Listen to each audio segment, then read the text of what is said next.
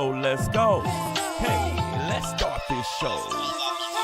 King Roman News, coming just for you. King Roman News, coming just for you. 6:30 a.m. Eastern Time, Monday, Wednesday, and Friday. King Roman News, King Roman News.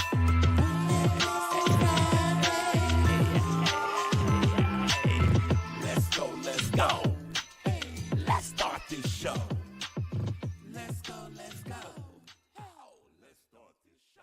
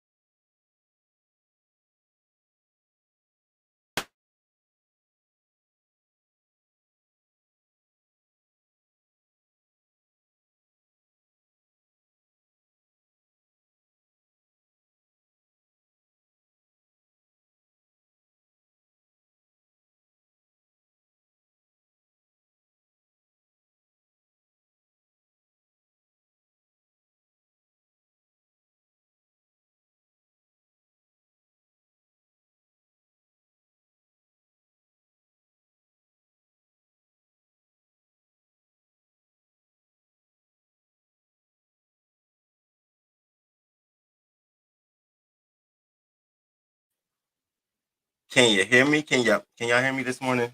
Good morning. Good morning. Good morning. Good morning. I must have been talking with no sound on at all.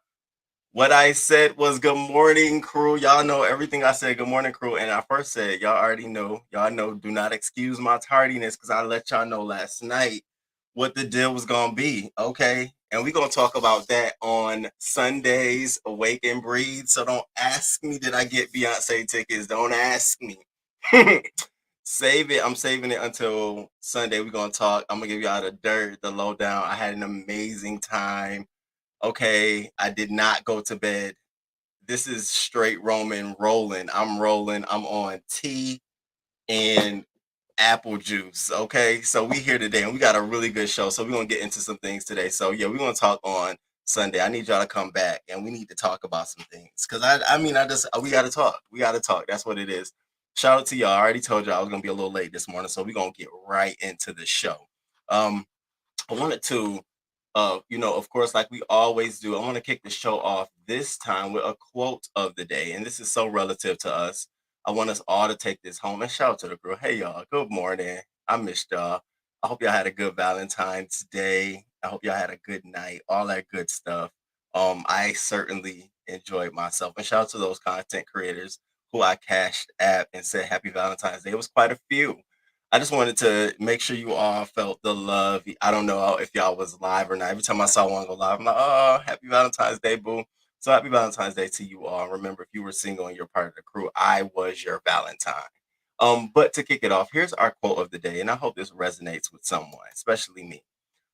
Be more concerned with your character than your reputation, because your character is what you really are, while your reputation is merely what others think you are. Okay, I'm gonna say it again. Be more concerned with your character then your reputation, because your character is what you really are, while your reputation is merely what others think you are. Given to us by John Wooden. And it's so important. Character you can change, reputation you can't. I can't change how people perceive me, don't perceive me, but I can change my character. I can always make myself a better person. So, oh, my hat, I just feel like it's just tilted. It don't even matter. It's a whole afro mess going on underneath here. Just be more concerned about your character. I think that's most important, especially as you're evolving as a person. Remember our words, evolving and putting your affirmations and your convictions out and having faith in yourself. The only thing that you should be worried about is, are you changing as a better person? Don't be so worried about if other people see it or notice it, because if you're doing the right things for all the right reasons, the universe will conspire to give you what it is that you want. I'm going to say it again. That's something my mentor, shout out to you, you know who you are. And, he told me this early. I'm thinking I was 17, 18 when he first told me this. And it was about, you do the wrong things for the wrong reasons, the wrong shit happens. But Roman, if you do the right things for the right reasons, the right shit happens. That's why I be talking about boring shit on my show. I know it's boring, but doing the right thing for the right reasons. And I'm praying that the right things happen. I have faith in myself. So that's what I'm saying. Be worried about you innate as a person than the reputation of others. And I'm just keeping it real with you all. So that was our quote of the day. Now, it's Black History Month. You know it is. It's Black History Month, where we over here at the crew, we pay it forward, baby. Fuck all that bullshit. We paying it forward. We hitting the ground running with these organizations that are supporting and doing the work for our culture. So I say get involved, support Black nonprofits. So today, okay, since we're along the lines of education and supporting our educators, today I wanted to focus on Black teachers. Now, a lot of times you have schools where there's a lot of Black teachers, then you have those schools where they don't have a lot of Black teachers. It's not as diverse as it should be.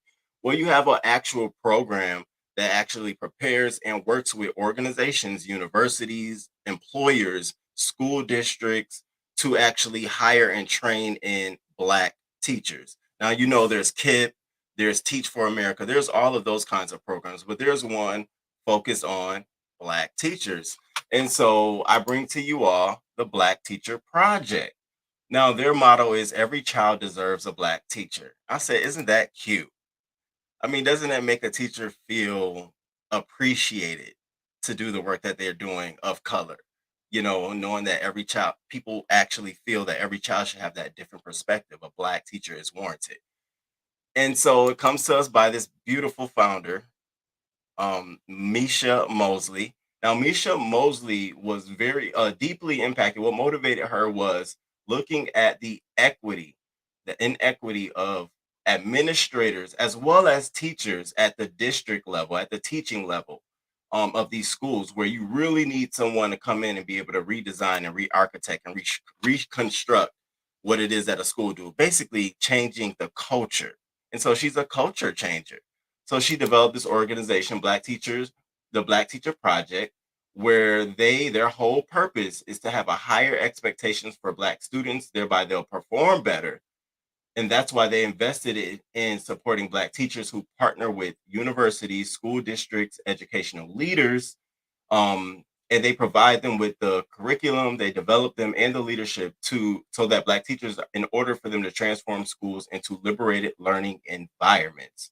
The foundation of Black Teacher Project primary work is affinity-based peer spaces that address Black teachers' intersecting identities and leadership needs. Now, you're probably wondering, like, what are some issues? What are some things that might stand out for a Black teacher? Well, there's a lot of things. There's the emotional connection. Sometimes there might be an emotional connection a Black teacher has with a child because of the color of their skin and you understanding differences and issues. And you might be looked at or ostracized for giving either extra or little attention to that situation. Or you might realize that there's a learning, there might be some roadblocks or some issues in the curriculum that might not be able to help kids move forward of color. And so you bringing that about might cause you to have grief or might cause people to want to fight you or combat you. I told you, when you have old folks working in an organization for years, baby, it pisses me the hell off because they be stuck in their ways. you have this organization that will work with you on your behalf through a lot of different programs. So let's talk about the programs. They got a lot of programs, but these are only 3 that I highlight. I saw like 10 programs. So the one that I highlighted was this Black Teacher Project Fellowship. Now it's an 18-month cohort, and it's an experience where teachers get together and they explore topics like Black identity development, wellness, Black leadership for liberation, and quality instruction rooted in Blackness.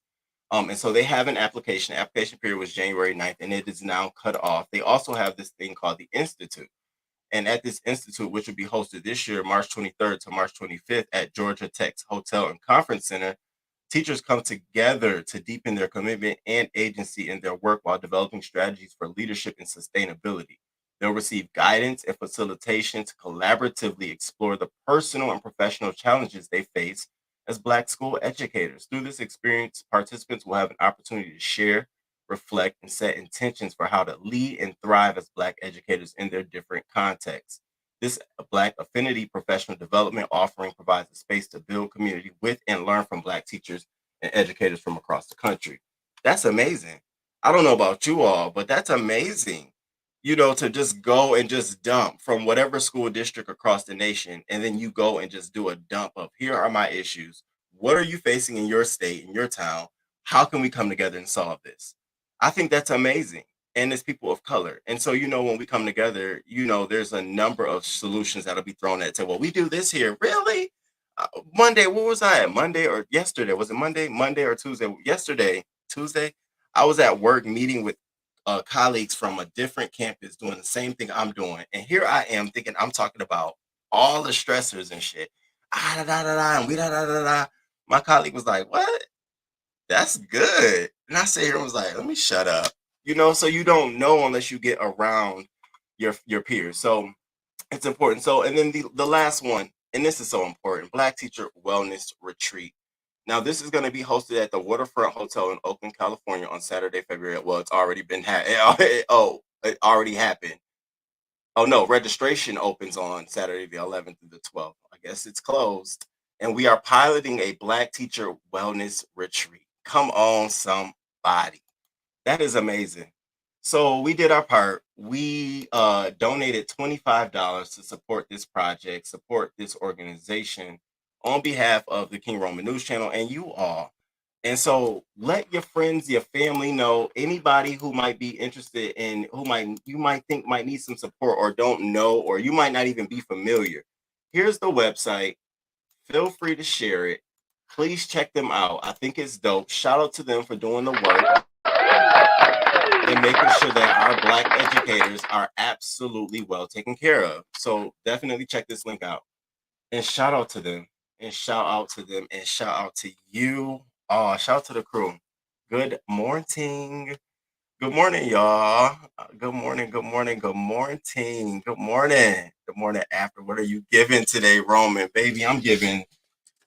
Do you really want to know? I'm giving, I'm giving a little like, damn, nigga, we got to get up. Like, it's time to get up. What you mean? I had a great time. I enjoyed my night. Good morning, everyone. You're waiting. Hey, Joe. Good morning, Ox City 805 Queen. Roman must have had a good night. I did. I really did. Good morning. Good morning. Finally get to catch a show as the notification. They've been hating on me too. Okay, we are live. Hey, Miss Fry. Hey, good morning. Good morning, Cheryl. Good morning, Coco. Good morning. Good morning, my Chapman. Good morning. Yeah, I didn't even add me to the stream. I'm back here talking. I'm not even added to the stream, y'all. Baby, we know how you do it. Listen, I was going to say, so can I come if you got them tickets? What? Chest out. Listen, I'm hot. I'm hot. You look like you had a night. I did. And that's why I'm on. I had to hydrate myself. We had a time last night. We had a time. True Meaning, Grand Rising. And thank you for being here. King's Mina, good morning. Zap, good morning. Dang, we wanted the dirt. No, we wait until we going to get the dirt on Sunday. Voodoo, Badu, good morning. Thank you for coming through. Bobby, it was right on time. What you mean you late? Good morning. Good morning to you. I agree with the sentiment. Black teachers molded me and cared when I was growing up. Absolutely. I can agree to that too. There was a program when I was in Florida that my auntie in Florida enrolled me in called Tajiri Arts. It was led by a black woman. And to this day, I remember everything she taught me. Everything. Me and my brother went. She taught us a motto: we hold the keys to tomorrow. The future is right in our heads. We don't have to beg, steal, or borrow because we have a serious plan. But it takes work, hard work. It takes prayer, real prayer, to pluck an idea out of thin air. It was so amazing because we had performed that, and those words stuck with me like always. And I taught people that. My favorite teacher was in middle school, Mr. Mac Williams. He bought me a Thurgood Marshall book. I love that book. Okay, shout out to all the teachers. Shout out to the black teachers and the black educators doing the work. Any of y'all teachers or any of y'all, shout out to y'all. It's today we celebrate y'all. Starting my day. We'll be listening from the clouds. Thank you. I appreciate it. All right, y'all. Let me get this show on the road. So I told you all we do have a question of the day, but hold your answers to the end of the show so we can just plummet right through everything we got to get through. But the question is this: you meet a guy online, y'all have been dating for 5 months now, and he's been flying out to see you, taking you on trips and all this stuff, and then finally he lives where your sister lives in another whole state, and you say, I'm gonna come see you. So you go to see him, you knock on his door, and the wife answers the door. What do you do? Stay tuned. We gonna see what happens. And I mean, this woman broke down, and I'm like, I felt bad for her, but it was like, girl, 5 months and you ain't never been to this place. Yeah, okay, all right, but we're gonna get into that.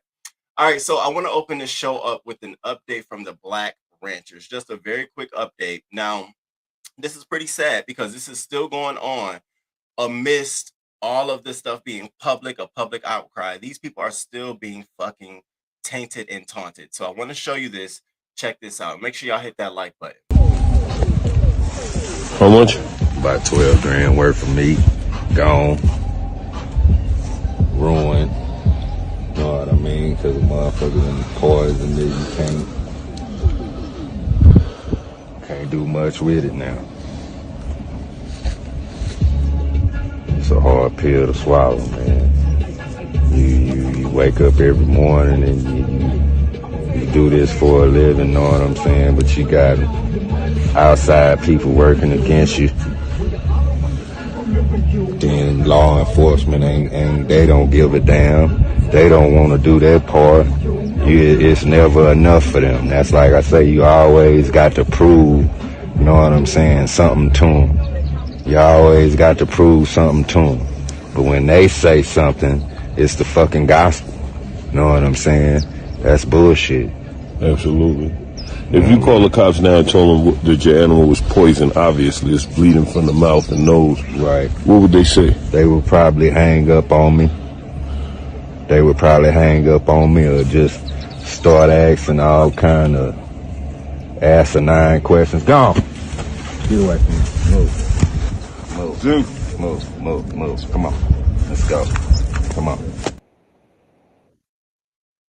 So we find ourselves back in the same situation, tolerating the same bullshit. Now, the city has reached out to them and asked them to come to a town hearing, a public hearing of this matter. And so they declined. What the fuck we're going to a public hearing for? With the same community members who don't want us to be here, for them to get up and ask all the questions. Remember, they're the minorities in the community. It's just a small community. What is a public hearing going to do?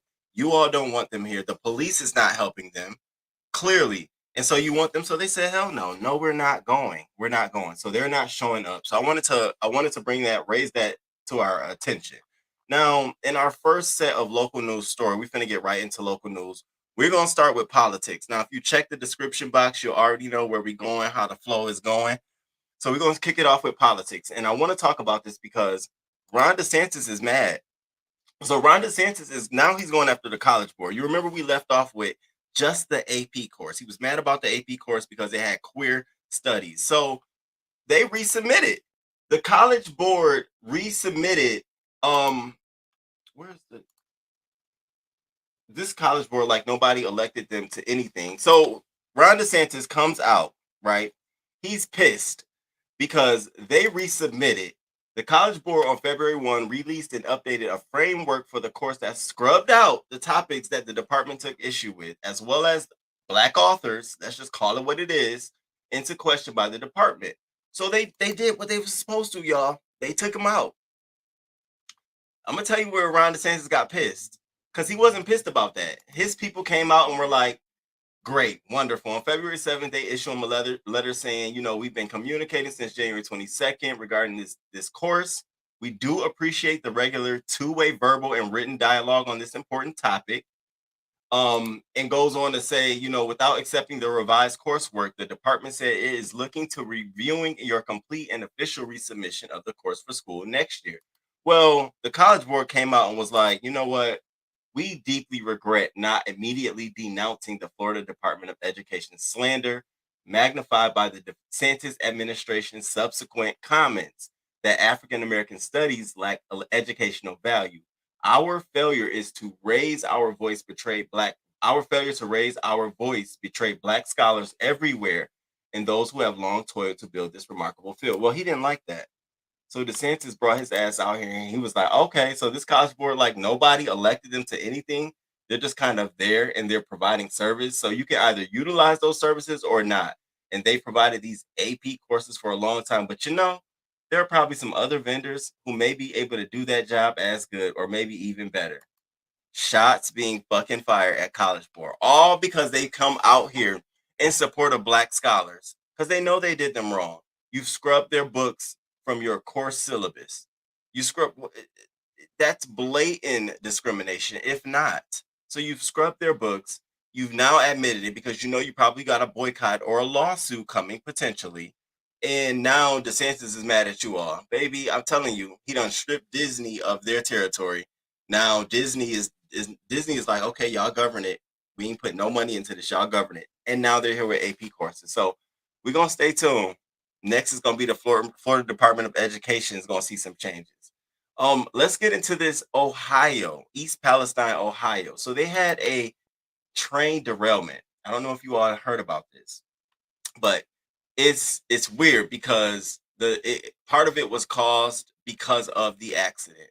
So what happened is that the Norfolk Southern train was pulling at least 5 tanker cars containing this chloride. It's like a colorless gas.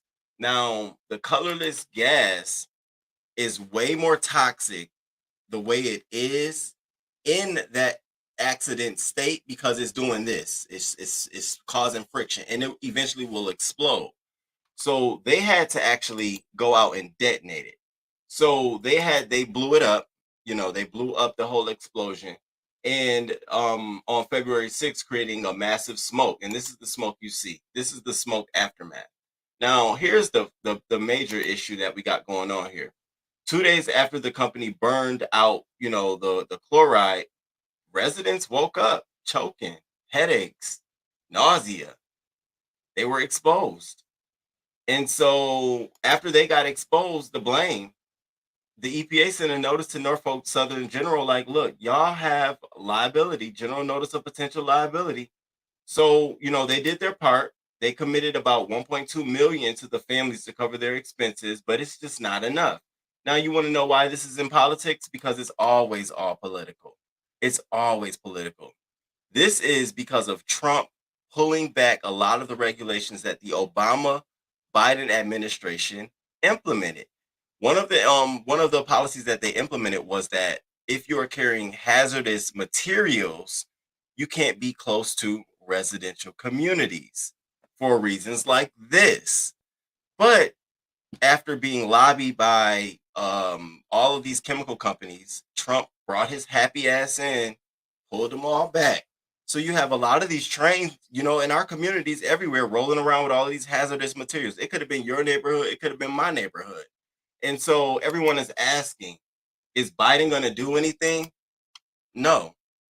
Which leads me to believe that Biden's pockets was also covered and coffered with money from these lobbyist organizations on behalf of these chemicals. So that's what happened. It is a political issue. That's why the EPA sort of was like, we're going to fine you. They got 1.2 million. Trust me, that's like pennies. We're going to fine you. We're going to investigate. You got to take care of the families. We ain't going to do nothing because we know we allowing y'all to run around residential neighborhoods. Now, there was a point where they couldn't do this kind of stuff. 2013, 2014, 15, 16, then we got slammed. So we're here. So that's what went on. Families are pushing. There's some lawsuits coming. There are pending family lawsuits coming forward, simply because it wasn't handled properly. It was the crash site wasn't handled properly. They waited at the last minute to make the decision. We're just gonna burn the stuff. Then they decided we're gonna have to evacuate you all. Wow. Then they tell them 2 days later you can return back to your areas. They return back coughing and choking, babies. Yeah, y'all got lawsuits on y'all hands. So that's what happened with the train derailment. Let me see what y'all saying. What y'all got to say about what's going on. I have one black teacher, Miss Jackson, in the 3rd grade. She bought us caviar. Okay. All right now. Okay, black teachers are the best. Okay. They said no. They said he needs to call Ben Crump dead ass. Okay. She also took us to learn ice skate and hockey games. She wanted us to have access to all the things. Beautiful. That's exactly what it is. Experiencing things at a young age will provide you with the worthwhile experience when you get older. You'll be knowing things. Your language will be different. I remember my first trip to Toronto to go see the Lion King play, and it was a whole different experience. And then so when I would watch Lion King with other kids at my age, the ones on TV, I would be like, it would be a different experience. I would feel like I saw it live and they're just watching it, like, oh, okay. It was a different experience. Being in Boy Scouts, going to DC for the first time, going to the Smithsonian museums and coming back, talking to my friends about it. I remember those moments and I thought I was the shit. When I first went to New York City, I was like, oh, this is just outrageous. I'm over it. Okay, it's not enough. That could have lasting effects on people. You're right. And I know they're gonna have to cough up money for a long period of time. They're gonna have to, or because these lawsuits, if you get a deposition in a lawsuit like this and prove fault, that's the domino effect for another lawsuit. That's how it happens. It's called like ambulance chasing. You just wait. Okay, they're gonna sue him. What you suing them on? What you get them on? Okay, bitch, we was coughing too. Because trust me, if Roman was living in East Palestine, Ohio, first of all, I ain't living in nowhere. East Palestine, Ohio, trust me, don't think I wouldn't be watching the news. Did Shirley and them sue yet? What she say for? Okay, you call it. Who she got? Okay. Hey, Jay Parrish, good morning. Miles, good morning, good morning. Roman looking like one of them biker boys this morning. Happy late Valentine's Day, Miles. Happy late Valentine's Day. Don't come here trying to trying to drown my thunder. What's up, Miles? What up, Miles? Shout out to Miles. All right. Let's get into local news crazy stories. So the first crazy story, I had to put this out. I took it out the order and I just had to talk about it. I don't know if y'all have heard about Raven Yates. Have y'all heard about Raven Yates, the mother? This woman left her kids in a Texas home for 2 whole fucking months while she was prostituting on Back Fucking Page in Mobile, Alabama. I said, first of all, you wrong with the kids. And you wrong on your own life. Oh, we about to get into this shit. We about to break this down and we about to talk about this old trashy hoe. And then we're going to talk about the police. And then we're going to talk about the father. Everybody in this situation wrong. Roman said it. Fuck the father. Fuck the mother. Fuck the police. I damn near almost said fuck the grandmother, but she was the only one who saved the day. So we have the Texas mom here. We have the Montgomery County mom accused of abandoning 2 young children home alone for nearly 2 months. Baby, oh, this one had me going this morning. He was like, why you so mad? I said, come here, let me tell you the story. And I rehearsed the story with him. He was like, damn, let me see what she looked like. And that's why I just showed y'all the picture. So 31-year-old Raven Yates, right? Back in late September, she left her 12-year-old daughter and 3-year-old son in the house and told them, I'll be back. Baby, Thanksgiving came around and nobody was around. So the young daughter during this period in time, they had ate up all the food. There was the baby pissed in the room. His room smelled like piss and shit. And so the 12-year-old would tell her dad, who lived in California, who was a music producer, who they won't release his name. So the music producer who's in California, she would say, Dad, we need some food, but wouldn't sneal on the mom. She didn't say nothing about the mom because she was too afraid that if she told about the mom, that the police would separate her and her brother because we're going to find out why she didn't want that to happen. And I said, wow. So she kept up the lie for 2 months, didn't tell the dad. Then finally, so he was sending Uber food to the house every time they needed food.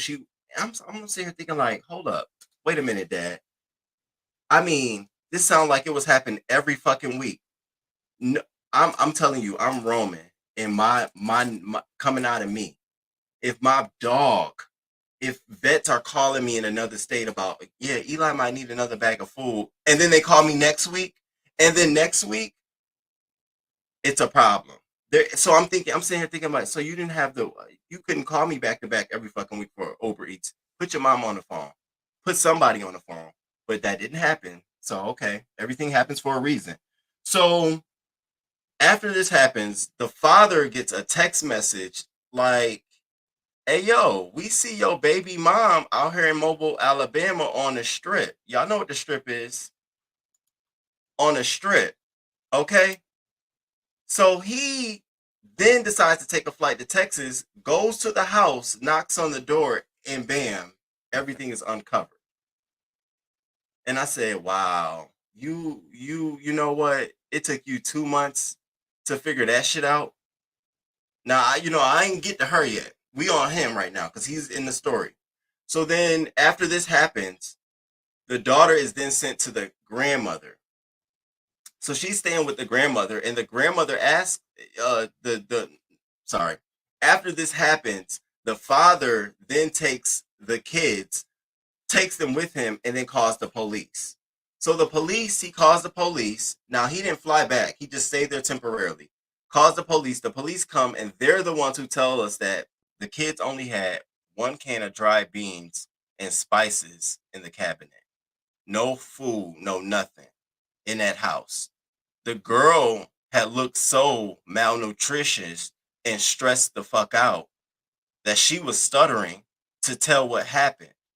So she eventually let them know that, yeah, our mom, we haven't seen her. And, she calls us and she texts us every now and again. But she hasn't came by. What a sad fucking excuse as a mother. So you think the dad would be like, okay, I'm going to take the kids. I'm going to take care of them. This nigga hops on the plane, go back to California, and leaves both his child and the son by the other father with the grandmother. I said, all right, I know what we're dealing with. At that point, I knew the kind of dad we was dealing with, but it gets worse. So we have Texas mom here, right? So fearful of what may happen, the 12-year-old would get food by telling her father that Yates was working and he would order food sent to the house. It was not until family members spotted Yates in Mobile, Alabama, where she is from, that they contacted the child's father because the kids were not with her. The father of the 12-year-old, a music producer in California, flew to Texas and called the police once he found out. The chief also added that the family moved to Texas about a year ago and that the children were never enrolled in school. And this is the ding bit. This is her, 31-year-old. Now, here's the crazy part. She had 3 kids, but we only talking about 2. You want to know why? Because the 14-year-old, when she left in September, she told the 14-year-old, you got to leave too. And the 14-year-old ran away and never came back to the house. I said, what kind of piece of shit ass mother are you? And the 14-year-old is not in the story, hasn't been reported on or anything like this. Anything. And so the arrest warrant was issued on December 6, 2023, but police are yet to locate the 31-year-old Texas mom. This is where the story gets worse.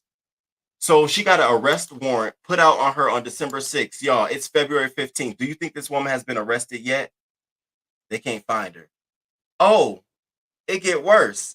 But she's posting on Facebook and social media to this day. Right fucking now, this bitch is on her social media posting, trying to plead her case. She came out, first thing she came out and said, I had to go take care of my father. I'm the only one he got. I got to take care of him too. Bitch, for 2 fucking months. You couldn't take your kids with you, you trifling asshole. That's exactly what you are. So let's continue. So she's all on social media, y'all. So this is her Facebook, Raven Yates. And so she made this post December 3rd, $5,000 an hour business consulting. That's what we calling it now. business consultant. Girl, get your ass out of here. So her brother has the nerve to come out here on his social media to say this. You never know what a person going through, but my sister Raven Yates, I'm gonna stand behind her, period. Social media is so quick to judge, but don't even know half of the story. If anybody know my sister, she's very smart and intelligent. When you have a mental issue as an adult, and here we fucking go. I knew it was gonna go there. I knew if you got a mental issue, let me tell you something. Where Kimmy at? I ain't got my remote. Hold on. Let me do this. Let me do it. Let me do Kimmy. Let me tell you something, okay? If you have a mental issue as a parent and you willingly know you have a mental issue as a parent, don't you think it would do you some justice to let somebody know? Because yeah, you might lose your children, but understand that thought pattern of you telling someone has weight when it's time to get your kids back. That's where the weight comes. See, y'all thinking short term, but bitch, the weight comes. It will come.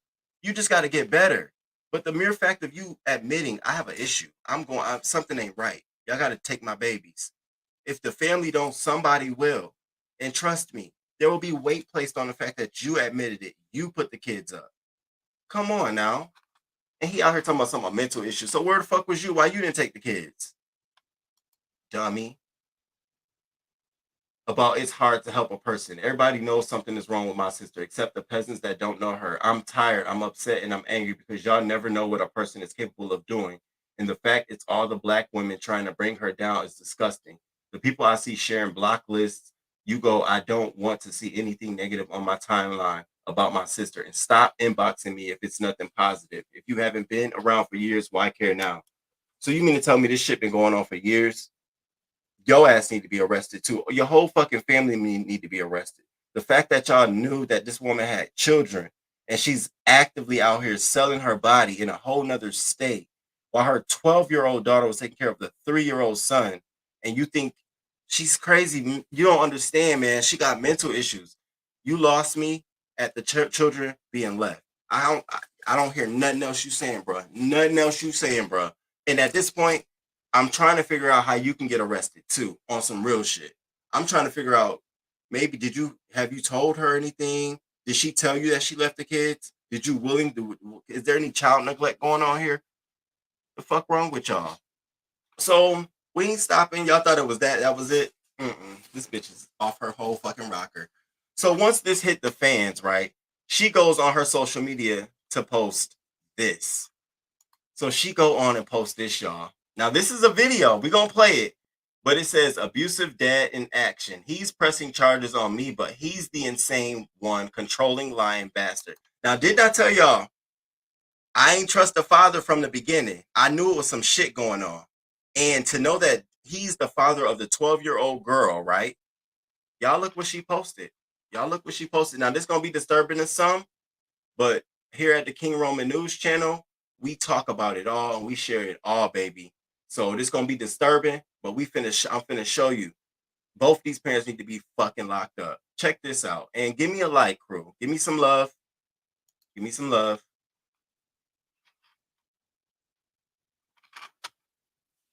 Now, this is the father. That's the daughter running. Look at the father. Belt in hand, running after daughter down the fucking street, chasing her. She trips and falls, gets up and continue running. He does the same thing and runs after her. Now, I don't know what was going on here, but I don't think there's ever a time in anybody's life where you need to be running outside your house after your child with a belt. That's worse too, sir. So when she posted that, the red flags went up. I'm sitting here thinking like, oh my God, no wonder the girl didn't want to call the police. No wonder she didn't want to be separated. No wonder there's another issue going on here. That right there from a father, you chasing the daughter, you know you got way more power over your little daughter. She was trying to get away from you because she was scared of you, sir. So I feel bad for all the kids all the way around in this whole situation. The whole fucking situation. Y'all got to check out this clip. And crew, please hit that like button for me. Give me some love. Y'all already know we rocking and rolling this morning, just like we always do.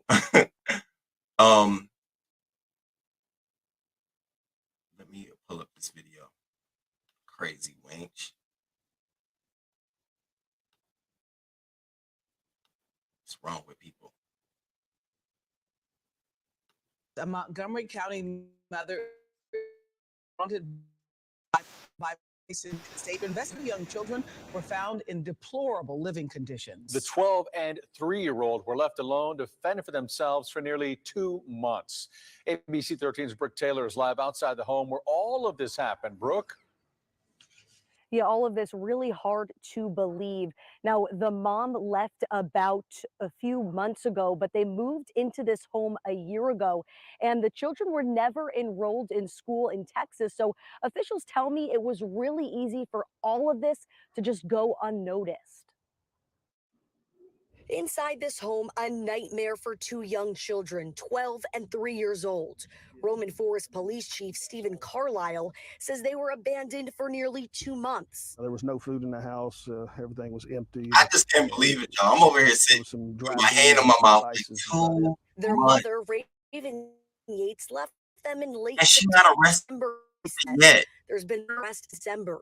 Investigators say the 12-year-old never told anyone because she was threatened by what might happen to her little brother.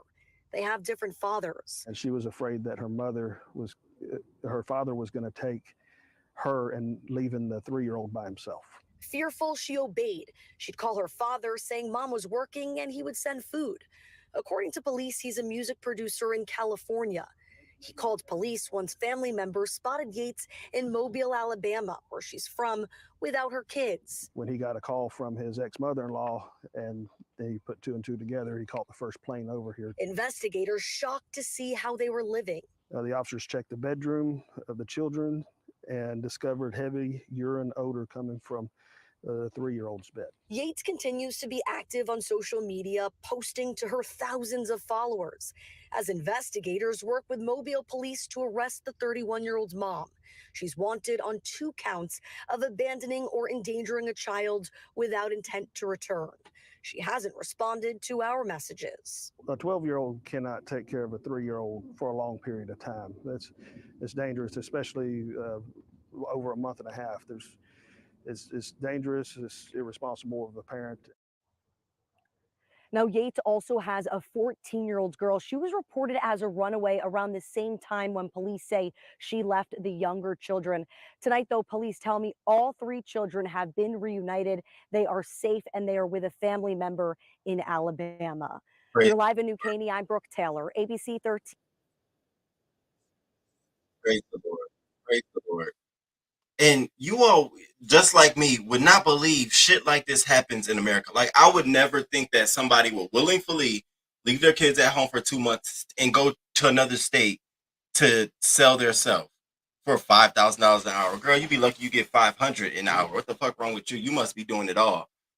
After this, anybody who want to associate themselves with you, to me, is a nothing ass motherfucker. I would have been turned your ass in. How shameful of you. That 12-year-old girl, she's going to need so much love. She just needs love. Like, what you need? She needs love. Just from the father. And you think she didn't want to tell the father? What y'all think? Let's be honest. She didn't want to tell that dad because she didn't want to be with that father. Let's call a spade a spade. That's terrible. I don't care what she did, what happened. You don't run out the house with a belt after your child. I know we'd be saying, I'm going to get a switch. Yeah, I know, but come on, let's be honest. You seeing a grown-ass man running out after, at the time she had to be 11 or 10, running out the door, and you running after her with a belt, literally chasing her down the other yards, that's abuse, sir. So I feel bad for these children. I feel bad for the children. Fuck the mother. Fuck you.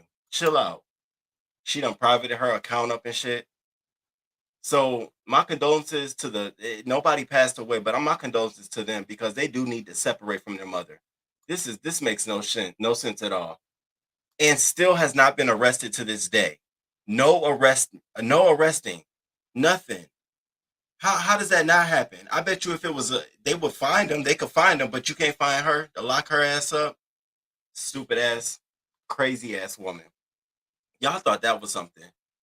Let's get, and before I do that, let me see what y'all talking about. I see the comments here. I see y'all. And Renee, good morning. Good morning. So this hoe is alive, walking around, just and free and boasty about it on her page too. Boasty. Ain't nobody gonna do nothing. Posting all kind of nasty pictures. No, F granny. Cause how I let 2 months go by without knowing your grandkids are alone. I talk to mine every day. Home alone 2 months and she's still breathing. The dad was paying the bills, right? No, separated. He a music producer. I'm like, why don't y'all leak his name? Because if he's they people need to know. I want to know. I'm curious. Good morning, Blackberry. Thank you for coming through. Bobby say, like, why? Just why everyone can't be parents. I'm sorry for them children. Me too. When my grandkids call me to ask me to pick up, first thing I ask, where's mommy at? And they'll say where she is and what she's doing. Okay. Did you say the father came down? Came down and left.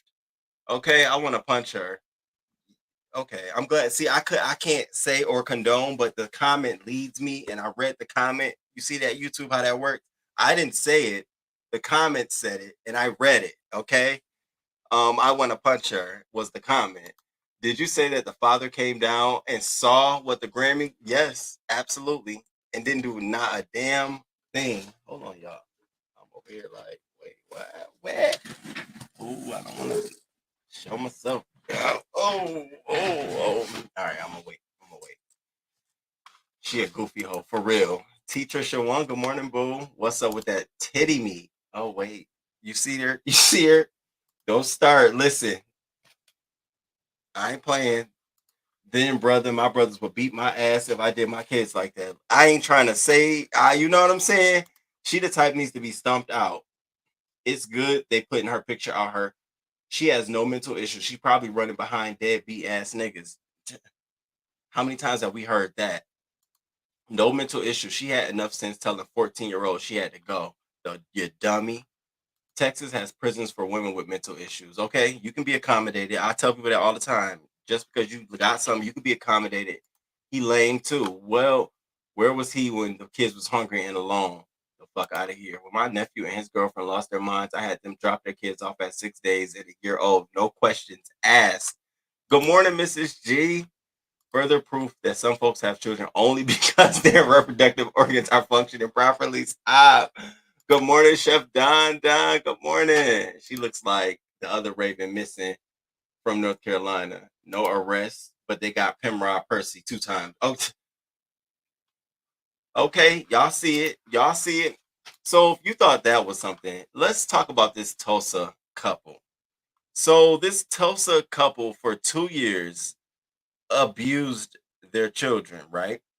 So you have a 11-year-old, his name is Orlando Hugger, and a 13-year-old girl. And so a couple of weeks ago, they dropped off the girl to the grandmothers. Not gonna keep you no more.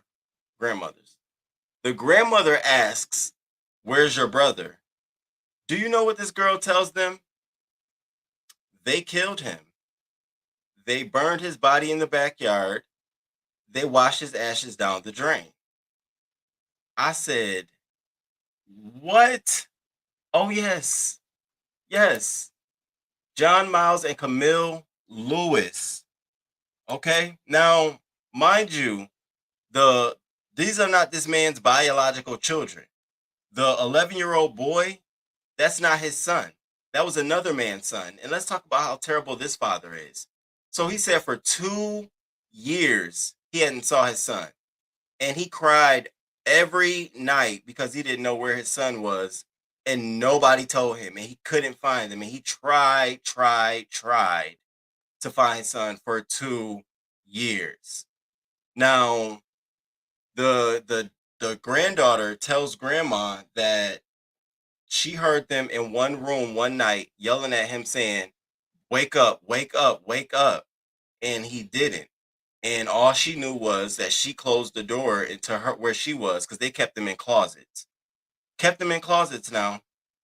Fed them in closets, beat them in closets, used the bathroom in the closet. And then let me tell you about John Miles. Let me tell you about John Miles to the 11-year-old, the 13-year-old girl. In order for her to get food, she'd have to give him oral.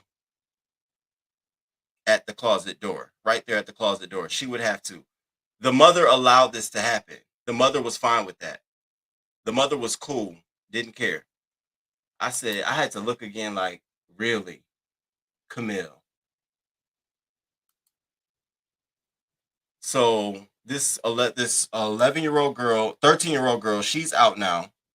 And so we are here.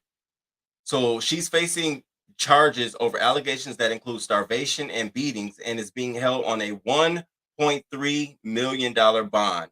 Meanwhile, Miles faces additional charges of sexual abuse and is being held on a $1.9 million bond. And so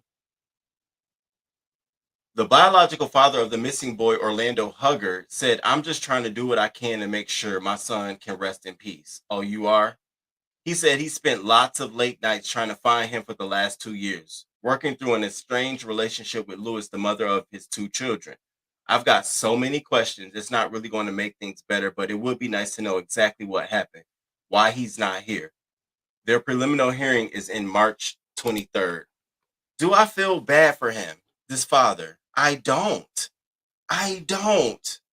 You got one family, 2 months, kids are in the house by themselves. You got this one. This is why I said this was worse to me. 2 years. And you want us to feel bad? I got my son. And then to come to find out he's been murdered. Bruh, you, Camille, John, all y'all need to be locked the fuck up and sent somewhere. The only brave one in this whole story was the grandmother and the remaining daughter, the 13-year-old daughter. This shit had me so, I was taken aback, like, because, you know, I'm so vivid and descriptive. So I'm in my mind thinking of this girl in the house, in the closet, and she's hungry, and he brings food up. You want this? Well, you already know. And the mother is just rummaging about throughout the house like it's nothing. I be trying to think like, damn, moments like this really happen in America?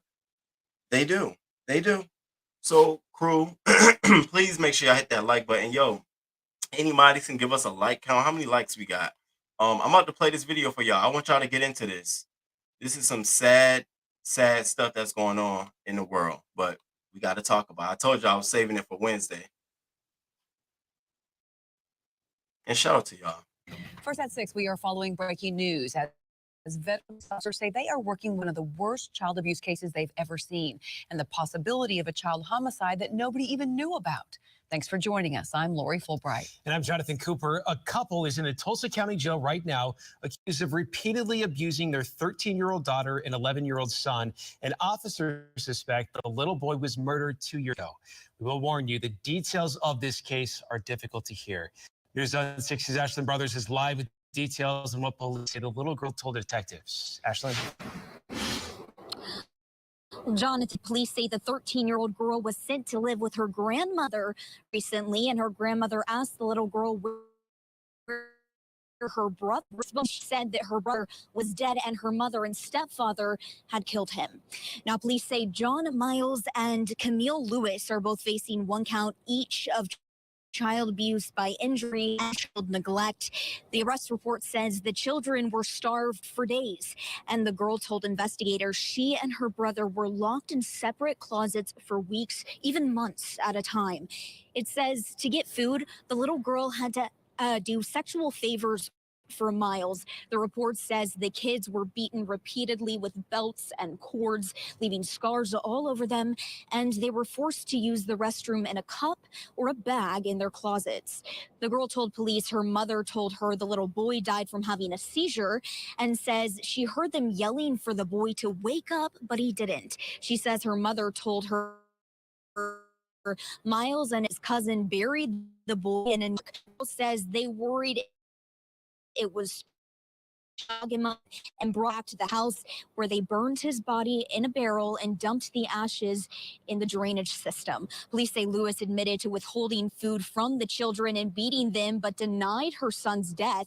The report says she told police the boy ran away in the fall of 2022, and after searching for about a week, they stopped looking and never called police. Miles was the stepdad of these two children, but he and Lewis have 3 children of their own as well. Now, he denied any knowledge of the abuse, and the parents told family members that the boy was living with a cousin, and the family members say they hadn't seen the boy in about 2 years and that he wasn't showing up to school. Detectives tell us they're treating this as a homicide. Live in Tulsa, Ashland Brothers, Oklahoma Zone, News on 6. I'm over here like, what an awful fucking mother. You gotta be. You got, there's no other way to justify this kind of behavior. So you mean to tell me you literally sat there while your kids were emotionally, physically, mentally abused, starved, beaten by you and this man? One of them not even his children. See, that's my whole thing, and I always talk about that. Step parents and their discipline of their non-biological child. It should definitely be something that's you both have approved on. You got this man in here doing this to your kids, no telling them other kids what's going on. So I'm so glad that the bill is high. This just goes to show you time and time again, more than none, that kids, when they're not up at school and you don't see them for a long time and teachers aren't reporting them, it's very systemic. I started digging, like thinking like, okay, you haven't saw a child in a school district for 2 years and not one teacher sent a notice to anybody to do a welfare check. None of that. Wow. Okay. Now, this is just one case. How many of these you think is going on right now in America? We just happen to get this because it's a news bite. It popped up in my YouTube. I'm like, wait, what? Huh? And we're here. And then the cousins. I don't give a fuck about y'all either. Yeah, I haven't saw them in 2 years too. Okay, but you saw her and the rest of them, but you haven't saw him in 2 years. What is going on with the relationships between these families? Time and time again, we hear stories about how families they could have been that next step to saving someone, but it's just the lack of concern or care that we have and we show for each other. I'm telling y'all today, crew, if you check on your family, check on anybody, go 2 days, 3 days, hit them up. Hey, what's going on? Seriously, if you have that kind of relationship with them, because this makes no sense. We're not saying 2 months, y'all. It's 2 months. I wanted to warm y'all up and see what that would do to you. Got you heated. We're talking 2 years. Imagine if that had been 2 months for them kids, that would have turned into 2 years. Imagine what would happen then. You mean to tell me you was gone? You missed 2 different ages. You left at 11. The girl is now 13. You left your son at 3. He's now 5. Oh, wicked ass bitches. So they're arrested, right? She's still out wandering. You see this crazy shit in fucking America. I'm sorry to spring it on y'all, but we had to talk about that one. I wanted to get that off my chest. Yes. Did the father, while you just, oh my God, I couldn't see. What happened? What happened there? Okay, Roma, I am done with these to be arrested. They need a coroner. They really do. A coroner. She should have bit it off, bastard. And you can imagine that would have been even more abuse. An eye for an eye. I swear to God, this shit make me boil. You too, me too, Bobby. Wow. Good morning, Tiana. Shaking my motherfucking head. I hope they get all of the best treatment from the inmates in jail. I hope they smear feces all in his face. Hit that like button, y'all. Y'all hit that like button. Give me some like. Yeah, I'm hot about this one for real. Blood is boiling. Oxid 805, it makes no sense. Right, no excuse. It makes no sense. And so we're here. All right. Whew. Got that one off. So let's get into more of our serious stories. So, we talk about domestic violence, and what we've been learning here on the show is how important it is for every time there's a domestic violence incident of serious nature, whether it's the male victim or female victim, you need to report it. Every time. Can you record it? Can you call someone and just let the phone play? Because when you don't, and it comes time to prosecute the person, it may take a year or 2 years before prosecution occurs. So we find ourselves here. So this man, right? Him and his ex-wife were going through some issues, and she decides to go stay with her sister because some abuse issues going on in the house. So she left him. She left him to stay with her sister. They were non-documented domestic violence issues, but that's what she said. I would believe her if she talked to me and told me, and I'm looking at her and I see visible injuries. I'd believe her. But, after months go by, no one's going to believe you. It's just going to be a story then. So that's what happened. She went to her sister. So one day he calls her and says, hey, come over so we can talk. So she obliges. And the sister is like, look, girl, don't go over there. Stay with me. She's like, it's been some time. It's been some time. We're going to go and talk. She goes over there, and not before she could even step both feet in the door, he closes the door, turns the music up, and starts to beating her up. Okay? That's a lesson right there. Lesson, pause. Let's just take a lesson pause right there. No. And if you are obliged to go, you're going with someone else. You're bringing preferably a couple of people. Oh, you want to talk? Well, cousin Bobby and Uncle Tommy and my police officer cousin Sherry, she want to come too. So we all gonna come. Is that cool? Or just don't tell them, just pop up. Because if you're gonna do that to her, you're gonna do that to all of us. That's my way of thinking. You ain't finna go out this door, sister, and go over there. I'm telling you, I'm finna follow your car. I'm just telling you what it is. And soon as I'd have heard some music going up, bitch, I'd have been at that door. What's going on up in here? So he viciously attacks her. And then he stabs her in the neck. And she just eventually crawls out the window and escapes, right? Story ain't done. Goes back to her sister's house and says, no, I don't want to report it. No, I don't want to report it. No. Then the sister calls the police because the sister is like, nah, fuck this shit.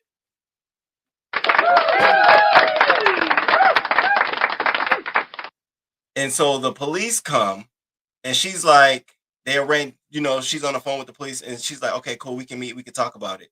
When the meeting comes, she says, no, I don't want to meet with y'all. I don't want to talk. I don't want to say nothing. I'm done. So the sister's like, well, here's the address where he's at. So they go over there and they don't find anyone. So nothing happens. This is back in December 21st of 2022. Well, because nothing happened, there were no reported instances of domestic violence. He was never arrested for it. So we find ourselves here. Monroe man accused of stabbing ex-wife arrested. And I'm sorry, that was 2021. December 2021. We're now in 2023 and the man is just now being arrested for this. You see how that works when you don't document it?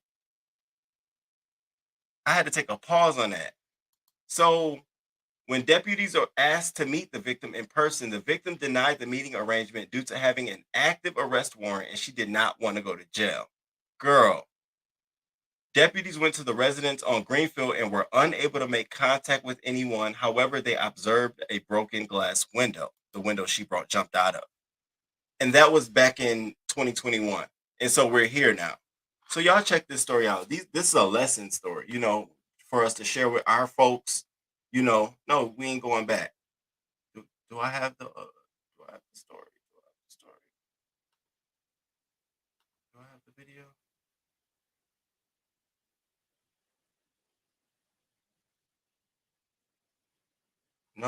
No, I don't. I don't even have the video. I thought I had the video up here.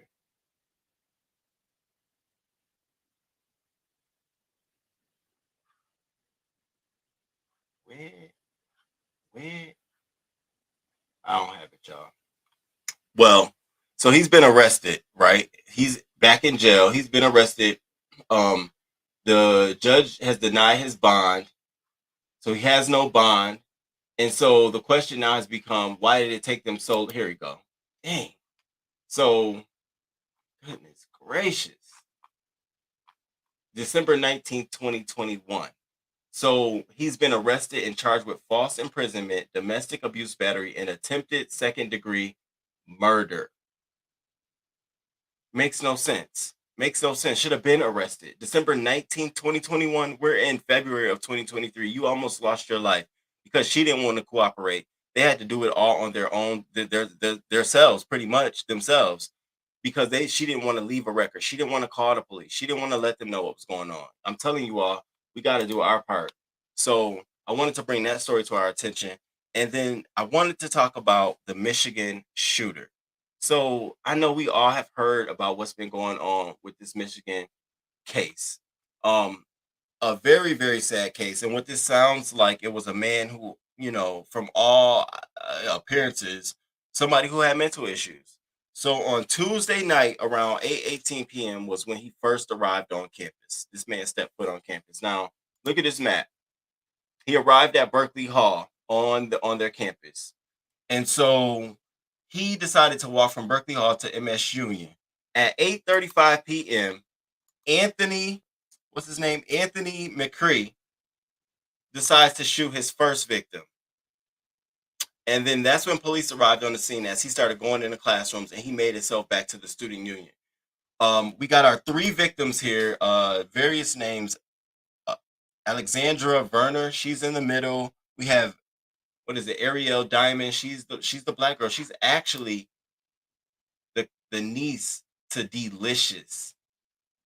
And so we also have Brian Frazier. Rest in peace to those three. My condolences to them. So we have, when McCrae was found by police in Michigan, he had a note in his pocket that indicated a threat to 2 New Jersey public schools. So when they found him, of course, he committed suicide. He killed himself, but he also had a note in his pocket that the 2 New Jersey schools, they were going to be next on the list.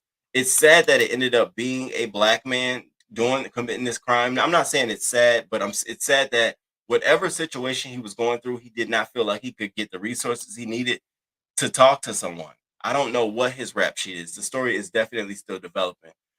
So here's what we have. Let me share. Let me see if I got this video. Let me share this video with you all so we'll have the latest details of this 43-year-old suspect. And shout out to the crew. Hit that like button too if you just made your way in here. Oh my God. Chaos as Michigan State students run for their lives. You want to get something in front of the door? A mass shooter is stalking the campus. An emergency social media blast tell thousands of students to run, hide, fight. The drama began at 8:35 p.m. at Berkey Hall, where students were attending evening classes. Have an active shooter at Berkey Hall and MSU's campus. As police flooded the ground, surveillance cameras caught the gunman striding toward his next target, the Students' Union, less than a half a mile away. Sounds like the shooter is currently in the Union building. He was stalking the campus in a baseball cap, mask, denim shirt, and those distinctive red sneakers. This surveillance photo shows him in a stairwell drawing his gun. We all were like, yeah, we're not willing to die here. So we need to find a place that's going to make us feel safe. You can see graduate student Graham Diedrich and others barricading themselves inside the library. How'd you know what to do in that situation? As Americans, we're taught in our schools to barricade ourselves in, we're taught from a young age, like at school, there's a possibility that someone's going to come here and kill you. Just moving those tables and those shelves into those locations, it was just kind of second nature, like something just clicked. This Michigan State student, Shannon Watts, was wounded in the Sandy Hook Elementary School shooting 10 years ago in Connecticut. The fact that this is the second mass shooting that I have now lived through is incomprehensible. The search went on for 3 hours. Police distributed this photo showing the wanted man. It was a caller's tip that led law enforcement to that suspect. Finally, at 11:35, when police cornered him in Lansing, he shot himself. He was identified today as 43-year-old Anthony Dwayne McCrae. Police confirmed a note was found on his body. We're also learning about the 3 students who were killed. 19-year-old Ariel Diamond Anderson. She had her own YouTube channel. The sophomore is beloved for her compassion and love of children. She dreamed of becoming a pediatrician. 20-year-old Alexandria Verner was a biology and anthropology major. Alex was a standout basketball player in high school, number 24. She is remembered as a terrific student and leader who personified kindness. 20-year-old Brian Frazier was a sophomore studying business. He played lacrosse and worked as a lifeguard. His family described him as the light of their lives.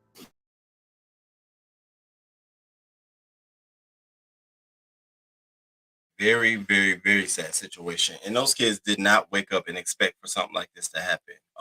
What I wanted to do and share in this situation is, because I know I have a lot of parents here and grandparents and all that good stuff, is I want you to know the procedures. And so when when these kids are in these schools and they're told that they have an active shooter on campus, this is what they're being told: to run, which makes sense. You want to run and get somewhere safe. It says run, be aware of your surroundings, have an exit plan, move away from the threat as quickly as possible, create as much distance between you and the threat as possible. Hide is important.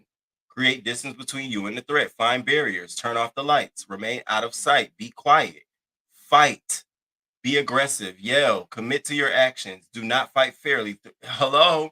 Shit, this sound like me every damn day. Do not fight fairly, throw items and use improvised weapons. What? Child, this shouldn't just be on here. Survive by any means necessary. And the reason I want to bring this up and I wanted to tell you all is that regardless of if you know this, which is run, hide, and fight, always make sure when you are dropping your kids off to these schools nowadays and all that good stuff, every once in a while, you bring up in your conversation, do y'all got an active shooter? Like, are you prepared if something? Bring the shit up. I know you probably like, Roman, that's going too far. No, it ain't. Not nowadays. Just how it used to be funny to talk about sex. Well, we need to get clear about, girl, do you know if you're in your dorm room what to do? I just want to know. My TT would ask me shit like that. You know what to do? Absolutely.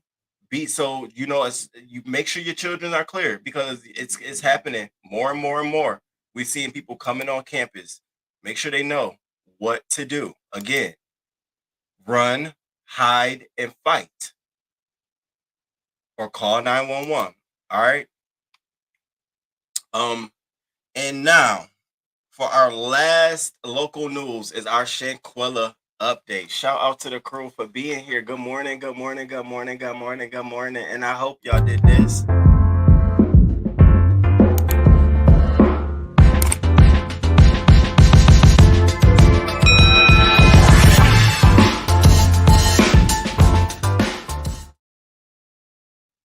Hey, hey. All right, so Shanquella. It's been a while since I think I've given an update on this channel, official update, like what's going on, where we at in the case, blah blah blah, that good stuff. And so we actually do have an update, and we also have the family. They've come out and spoke some more about Shanquella. Actually, we get to see a clip of Shanquella that at some touch, softens her up. It shows her as a person in her human skin. So sit back and let me update you.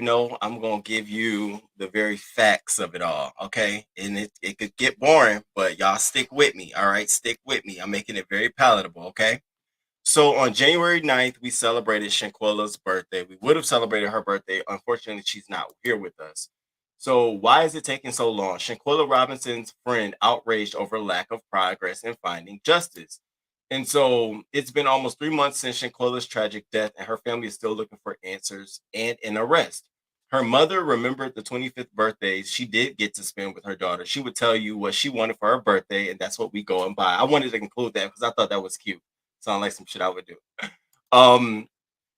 Now, here's where the update comes, okay? So the FBI and authorities in Mexico have both launched investigations, okay? Mexico said that an arrest warrant had been issued and femicide charges filed against an unnamed female suspect. However, since then, there's been no confirmation of any of her travel partners being in custody or even being processed for extradition from the United States. So this is where we take sort of the biggest turn, okay, where are we going now in the case? So I'm just how I did before. I put us well ahead, because now everybody talking about, I'm putting us another step ahead, okay? So we're going to jump another step ahead of actually where the FBI is actually at in the process. Okay.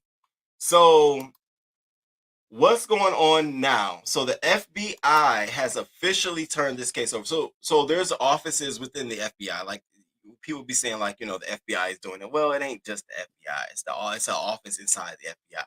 So the specific office responsible for handling this case is the Office of International Affairs. Now, what the Office of International Affairs specifically deals with is returning fugitives to face justice, transfer sentenced persons to serve their sentences in their home countries, and here's key word, obtains essential evidence for criminal investigations and prosecutions worldwide by working with domestic partners and foreign counterparts to facilitate the cooperation necessary to enforce the law.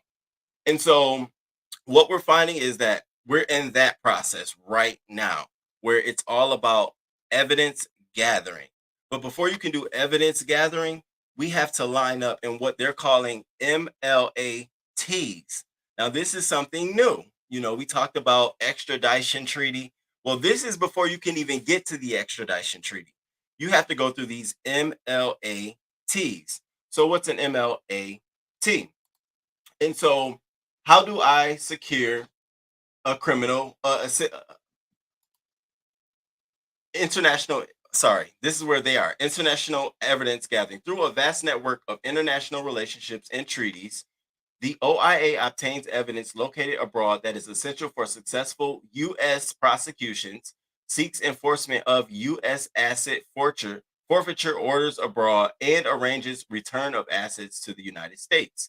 They obtain evidence in the United States on behalf of foreign criminal investigators, thereby enhancing our foreign partners' ability to interdict criminal threats abroad before they reach our shores.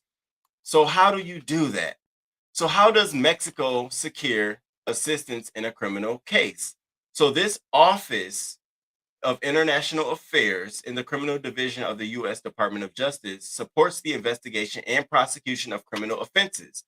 They assist state and federal prosecutors and law enforcement authorities to secure information and evidence from foreign countries. Now, the Office of International Affairs is the central authority in the United States. Under, here it go, mutual legal assistance treaties. And so this is where we are. We're at the point where we are operating under the mutual legal assistance treaty because Mexico needs the U.S. to obtain evidence to support their claims. And remember, the claim originally was femicide. So I dug up that actual MLT for Mexico, which was signed on December 9th of 1987. And this breaks down where we are, okay? So part of this is the United States of America designates a central authority, right? And so they shall consult regularly with each other in order to secure the most effective implementation of this treaty and to anticipate and resolve problems that may arise in its application. For those purposes, the coordinating authority shall meet at the request of either one of them and at a time and place to be mutually agreed. This lets us know, A, that both Mexico authorities and the Office of International Affairs at the FBI have been meeting. They have been having meetings about this regularly, and they have been having discussions about whether surrounding how they're going to move forward with this case. Whether they got past that discussion or not, this is where they have that discussion. It's this is where it materialized. And so another segment of this is before refusing the execution of any request, the authority shall determine whether there are conditions whose satisfaction would make possible the rendering of assistance. Meaning, if the U.S. was to say, no, we can't help you, Mexico, they would have to tell them why and give them the opportunity to fix that. Remember, I told you they wanted to come pursue this as a charge of femicide. I really believe the U.S. is only looking at this as a homicide. So if you want us to help you, we really need you to redo the case. And so it goes on to say the coordinating authority of the requested party shall promptly inform that of the requesting party of the reason for denying the execution request. This one, the requesting party shall not use any information or evidence obtained under this treaty for purposes other than those stated in the request without the prior consent of the coordinating authority. Now, here's where it's funny, where we're saying why FBI hasn't put out any information, but the Mexico authorities have leaked some stuff. This is why it's okay for Mexico authorities to leak some stuff. The use of any information or evidence obtained under this treaty, which has been made public in the requesting state, Mexico, resulting from the investigation or proceeding described in the request, shall not be subject to the restriction. So it's okay for them to release information to the public in Mexico, but it's not okay for us to release any information. And so I wondered, why were they releasing some stuff, but we are not confirming it? Well, it's because part of this treaty and them seeking legal assistance from the United States, they have to operate under this treaty. And because they're the requester to the United States, they're allowed that liberty to leak out information. Similar to if the FBI was requesting stuff from Mexico, they could release out stuff too, because it would allow the public to be informed. It'll put out information. It's the basis of the claim. But Mexico, under the treaty, would not be allowed to release what they're talking about or what they're releasing, because it's not their case. Again, like the U.S., it's not the FBI's, it's not the U.S. case, it's Mexico's. The U.S. is now helping on behalf. So I wanted to show that, because this is how we are, and this is where we are. We're literally smack in this treaty. Now, this treaty is about 15 pages long. I went through all 15 pages so I can get a clear idea, and it literally walks you through what goes on. Gathering of evidence, gathering testimony from a U.S. citizen on behalf of the requester, and you have to go through courts. But here's the thing, you all. This is the freaking thing.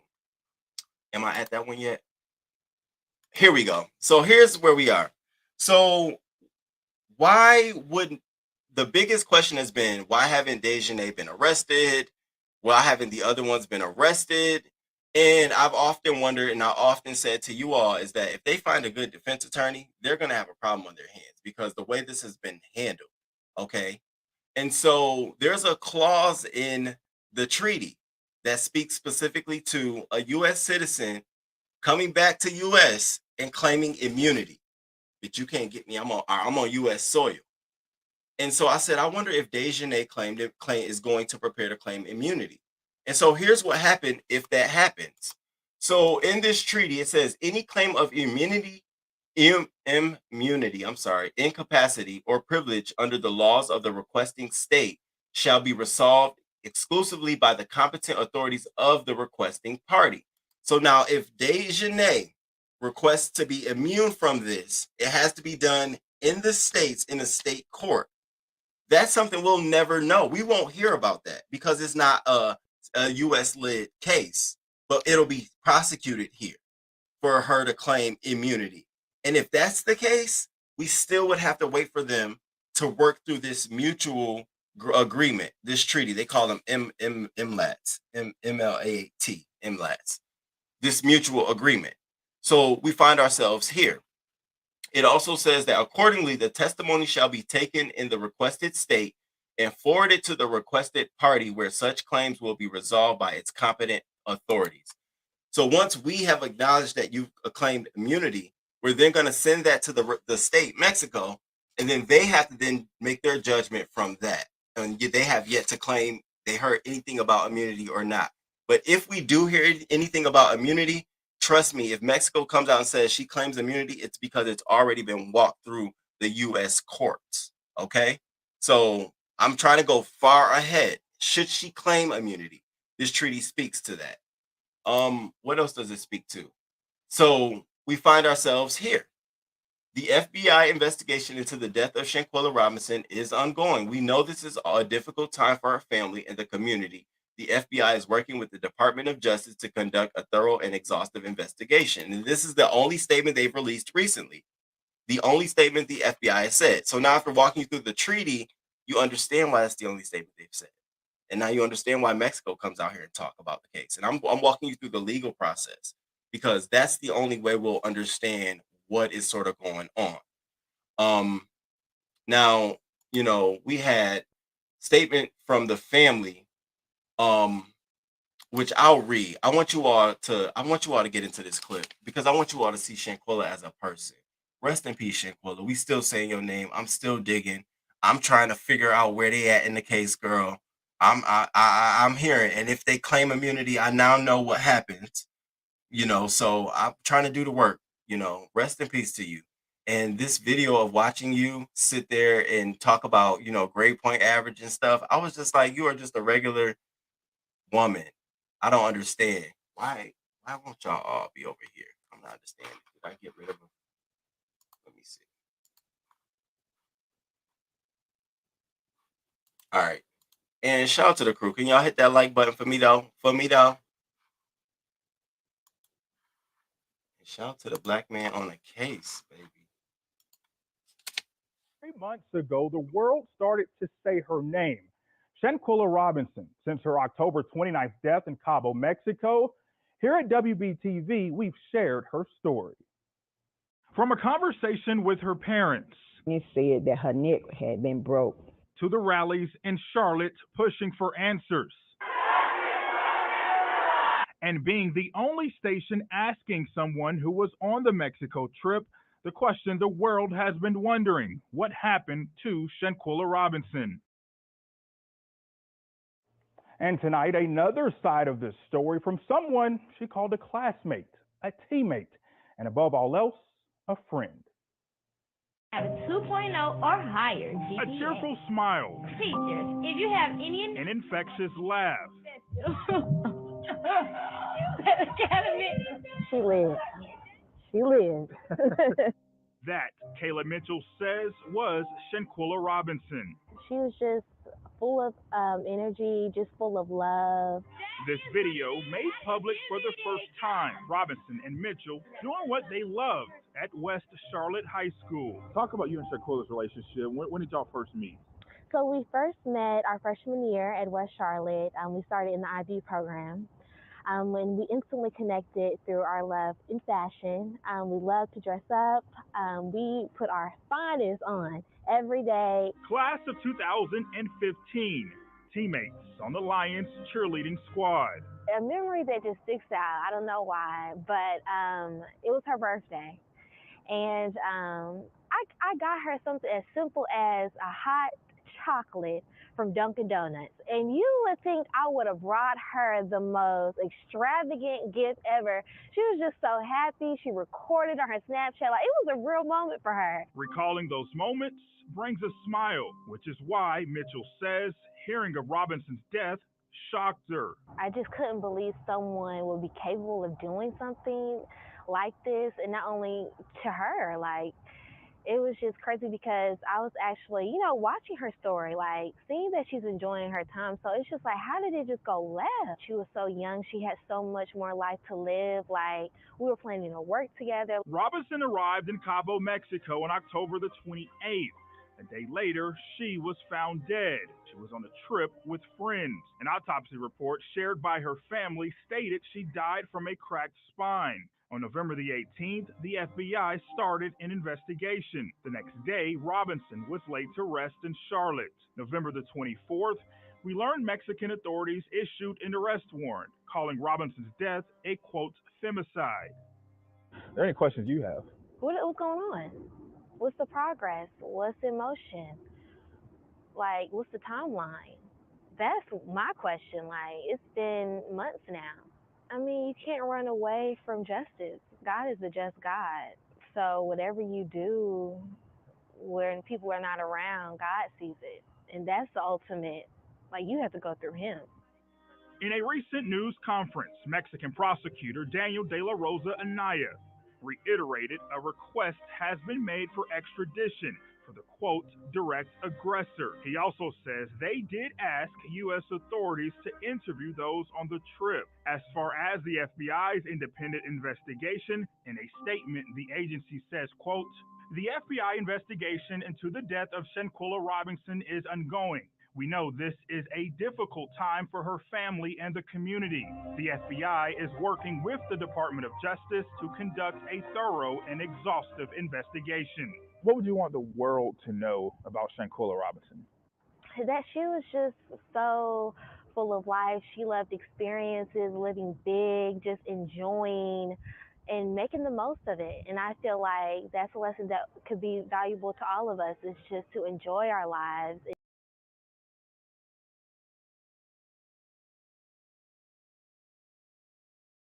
So that's where we have it. And it's funny, I'm sitting here listening to her as she say, what's going on? What's in motion? Why is it taking so long? And I'm like, girl, they in this treaty.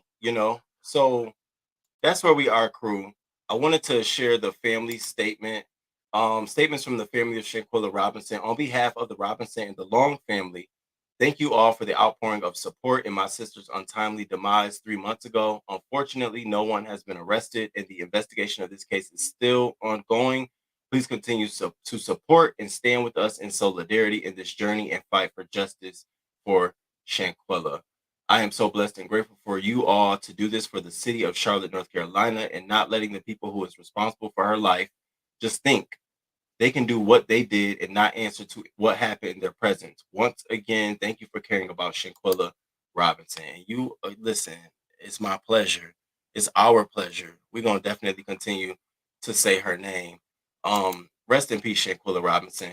And so remember the Mutual Legal Assistance Treaty, handled by the Office of the International Affairs in the FBI, is responsible for managing, investigating, and looking at this case. You can literally go to the website of FBI and type in the Office of International Affairs, and they have a phone number down there, a local number too. You can call right up. I say, oh, wow.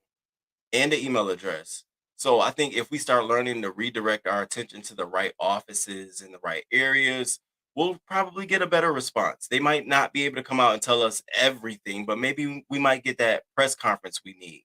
But until now, it is stuck up in a lot of investigating, a lot of treaty negotiating, a lot of policies and legalities. The biggest thing here is I really think the Mexico authorities fucked up by coming out so soon, and the State Department confirming so soon that this was a case of femicide. Because once you have an attorney, an extradition attorney working on behalf of Dejanay or any of them, knowing what we've known walking through this case, you automatically know they're going to claim immunity. They're going to put everything out there because they're not going to be able to easily be prosecuted under no femicide.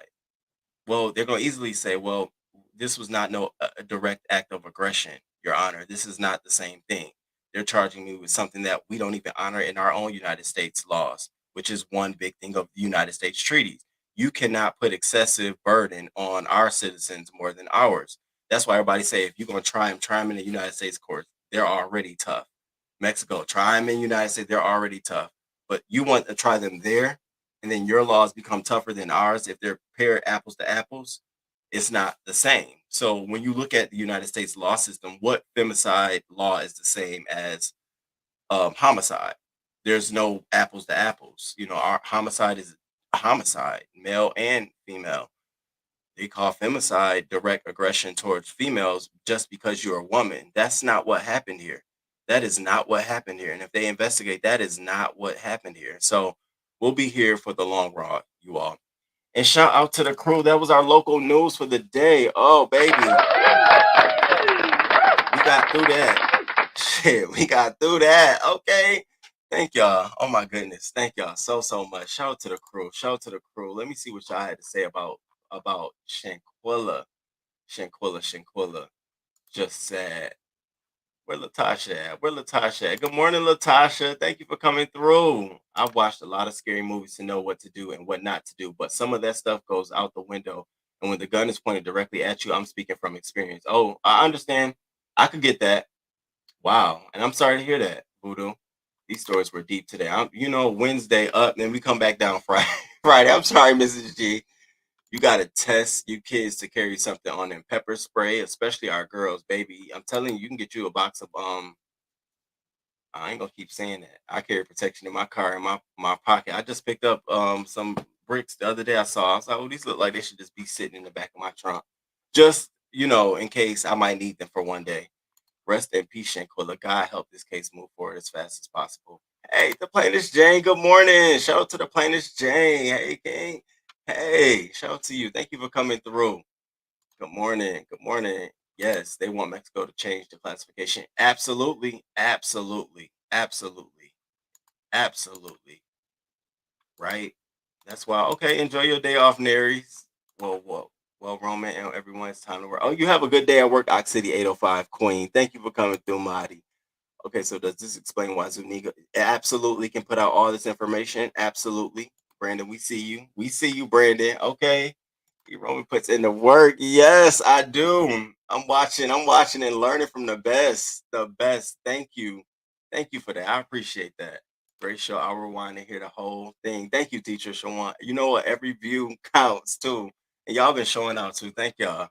I have a taser that looks like a phone. I have it out when I'm walking to the car. You be like this with your taser. Try me today and be tased tomorrow. You be dead tomorrow. Okay. All right, y'all. So remember, we're supporting today in today's show for Black History Month, you know, where we pay it forward, you know, to the organization that's doing the work to support the people on the ground today. We get involved, we pay it forward. So today we opted to throw our support to an organization dedicated to supporting holistically Black educators. I love this slogan, every child deserves a Black teacher. And it's called the Black Teacher Project, founded by Misha Mosley. Okay, a lot of core programs here, a lot of great programs here. I love the fact that they also offer a fellowship, a health wellness retreat. So we did our part. We supported them by gifting them $25. Shout out to the group and shout out to Black Teacher Project. And also at the top of the hour, if you weren't here, you know, I just wanted to share this. Our quote of the day was, be more concerned with your character than your reputation, because your character is what you really are, while your reputation is merely what others think you are. And, you know, only one thing you can change is your character.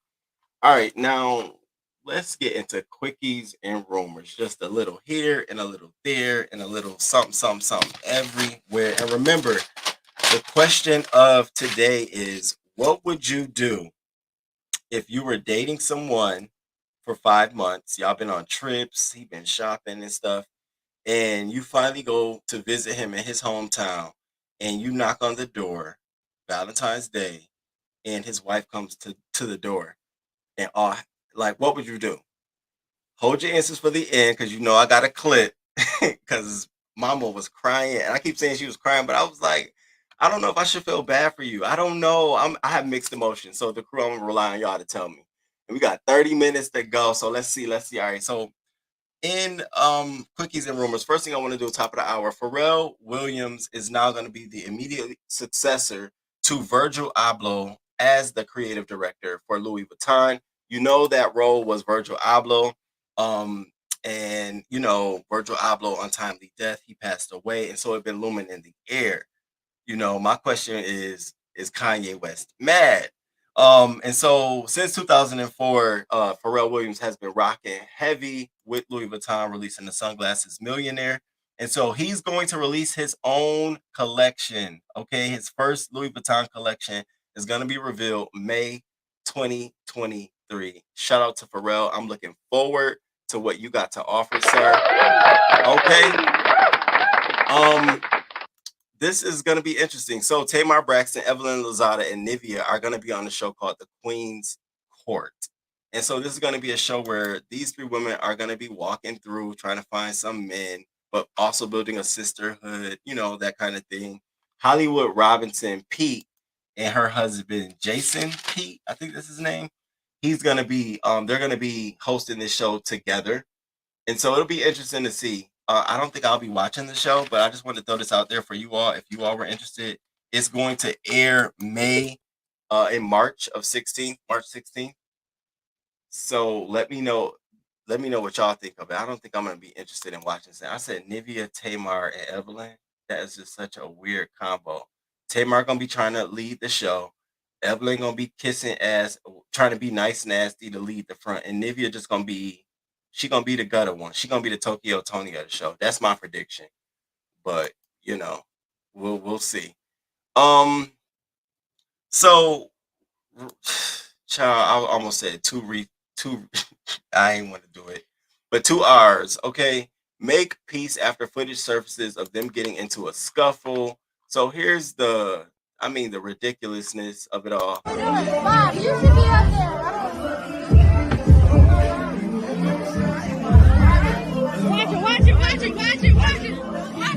Watch it. Go. You gotta be right there. You gotta go. Stop taking pictures of me, nigga.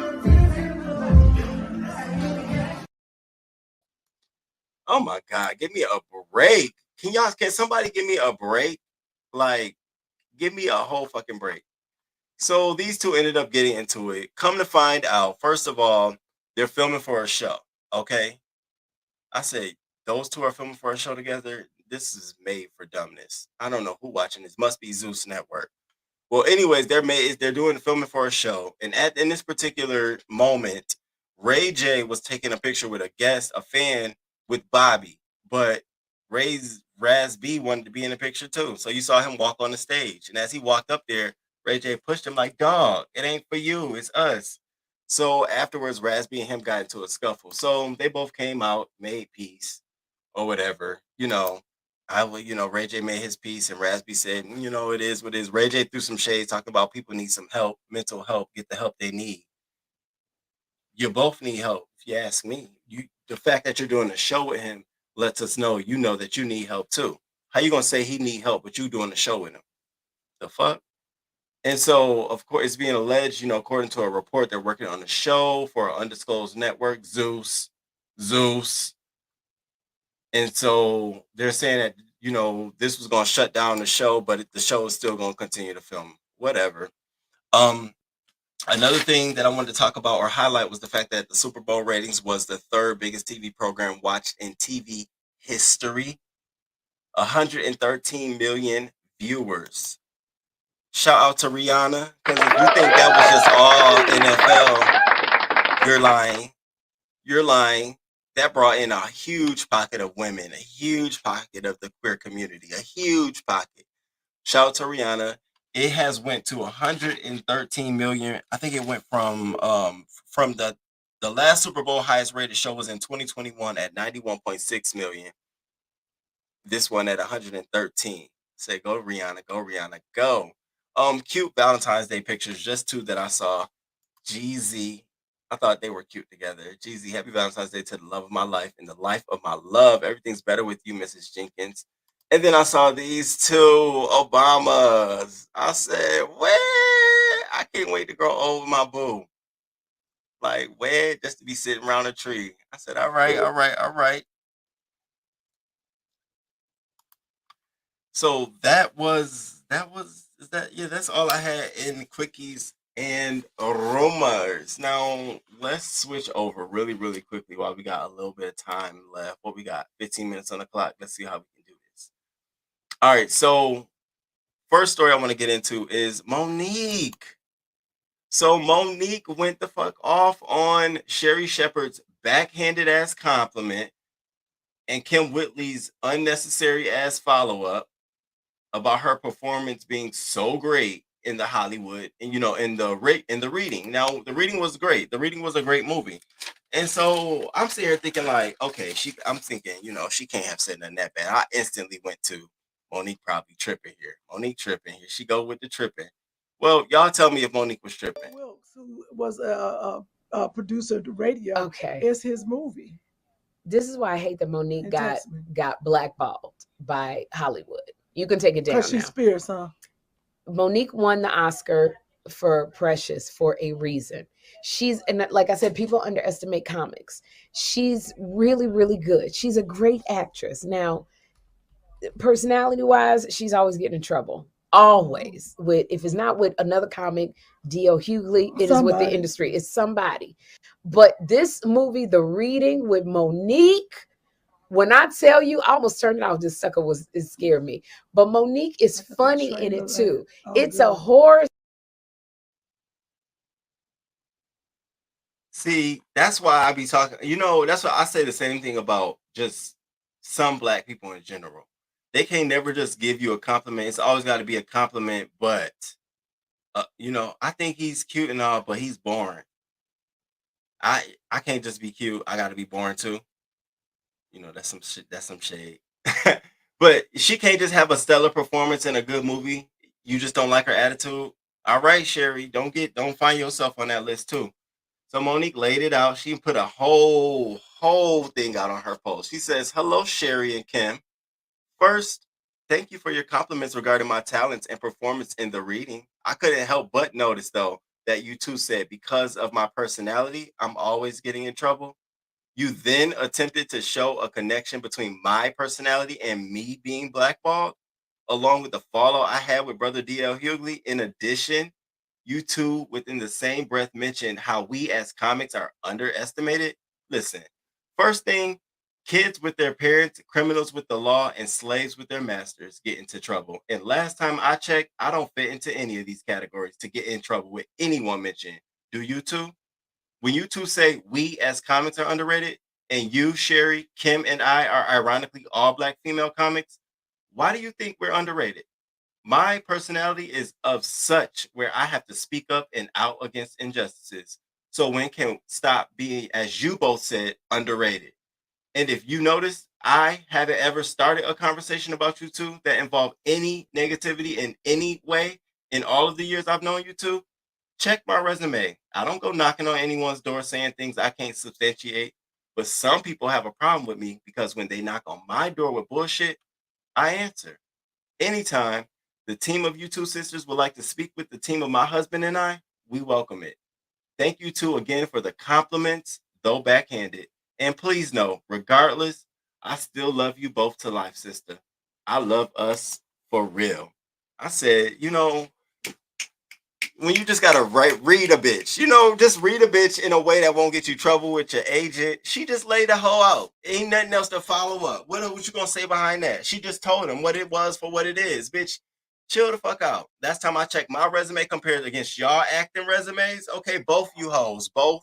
I'm talking about both you. You the one with the talk show, and you the one on her talk show, Kim Whitley. Yeah, she dug a hole in y'all ass. Rightfully so. Rightfully so. A whole backhanded compliment. And then us, where comedians are underrated. Wow. That's like me saying, I'm even gonna say it, bring my work into, but it's like comedians saying, like, what? I'm glad she laid into your ass, Sherry. Now take this as a lesson. Then she posted a video of Kim Whitley on her page saying she would want to rekindle her relationship with Kim Whitley. And so MoNique's like, okay, same hoe talking shit about me, same hoe who want to come back talking to me. Girl, if you don't keep your ass over there with less bookings, we'll see what Rihanna say. We'll see how good you do booking that stage. You talking about? All right, she got the ass. Shout out to MoNique. And the other thing about it that I also don't understand is that why Sherry find herself doing this a lot of times. This isn't the only instance of her doing this. If you watch the Sherry show, she sometimes always have a double-sided compliment. It's like she want to be positive, but she got to be messy to bring the viewers in. And if you don't pay attention to it like I'm paying attention to it, just watch. The next time you watch Sherry, notice that she'll take a story and she'll be like, I think it's fabulous, but have you ever noticed? And you'll be like, wait, hold up, bitch. That's my favorite you talking about. I was up for the compliment. Now I'm down for your ass. Like, what? So same thing here just happened. And I'm glad it happened publicly and with MoNique. Got your ass. All right, let's move right along. So the next thing I want to talk about is Busta. So a video has been shown on the internet of a girl trying to touch Busta Rhymes' booty. And he wasn't going. Okay, some straight men don't want their butt touched in public. That's only a private thing. And so I felt bad for her. She was like, all I was trying to do was get his attention because I wanted an autograph. I could see her. I'm a cute girl. I'm pretty. I'm dimed out at your concert. If I touch him, he gonna know. He gonna probably want to take me home or some shit. Like a groupie thing. And he turned around, baby, and said, if you don't get your ass, everything you do is gonna fail. He gave her one of them. Get your ass out of here. Y'all check this out.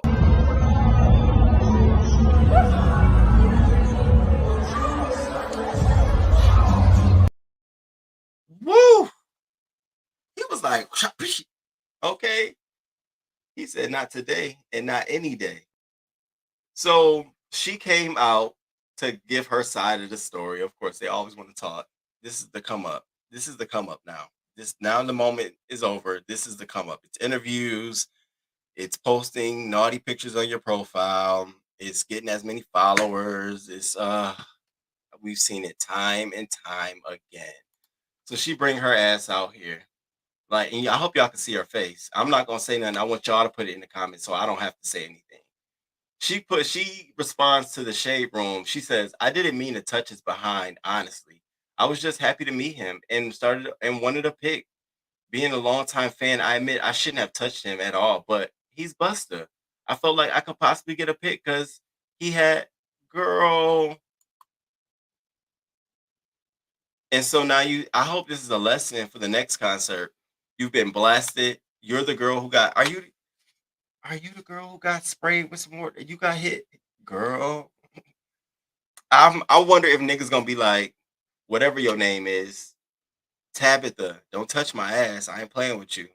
You probably gonna have post-traumatic stress disorder about that shit too, huh? You probably gonna think about it twice. Like, oh no, bitch, he got a cup in his hand too. I don't want you to come after me. No. Girl, what you doing? And I hope other women, Busta's not the one. You can't tap him on the booty. Maybe the baby.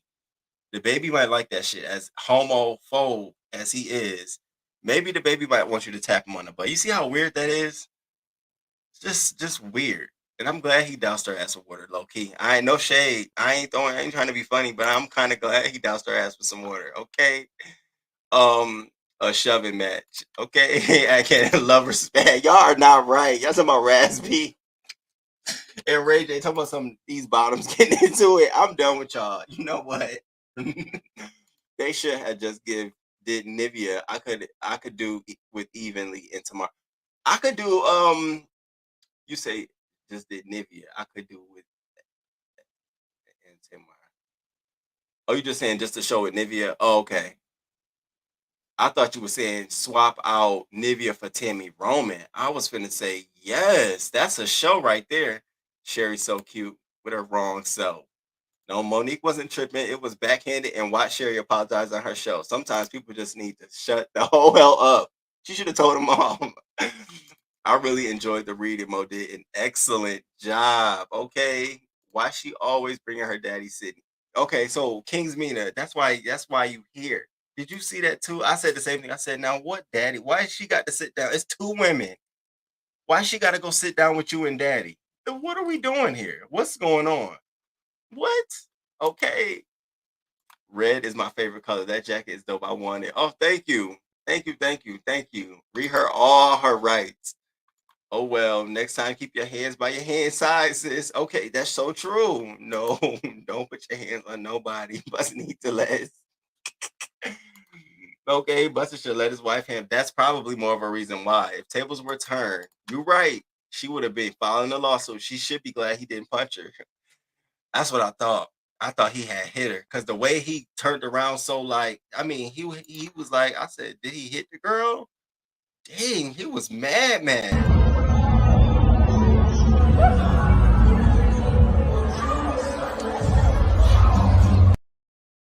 Woosah, got you all in check. Hey, that might be the song for this morning. She got her nerve. She lying. Good morning to me, girl. Thank you for coming through. All right, so let's get into another topic. Which one do I want to go to now? We did Mo. We did. Oh, let's get into Playboy Carti. So Playboy Carti was arrested Tuesday. Okay.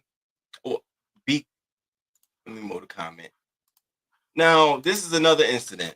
So he was arrested from an incident that occurred back in December 20th. Why are you still up here?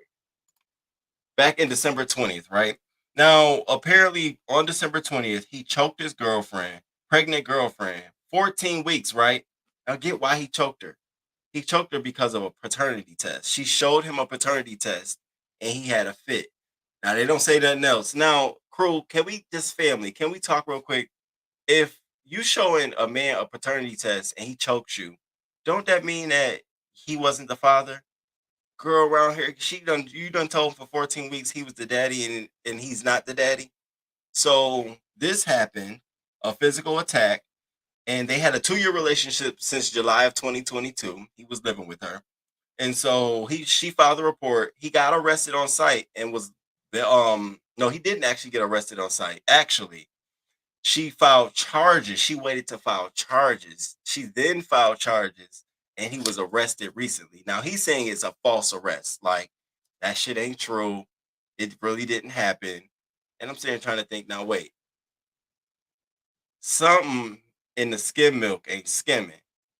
So I do believe, okay, let me make sure I cover my bases, but I do believe, okay, that yeah, he was mad about a paternity test. He choked his girlfriend. I do believe that.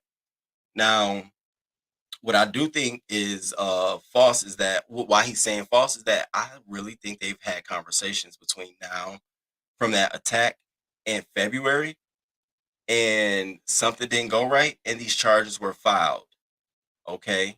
So I'm gonna pay attention to this story because he said they're false. And I'm trying to figure out what is false about this, sir. Either you did it or you did it. There ain't nothing to be false about it. And you choking your pregnant girlfriend at that, you never cared about her in the first place. I fell out of the tree for the Raspy and Ray J fight. Okay.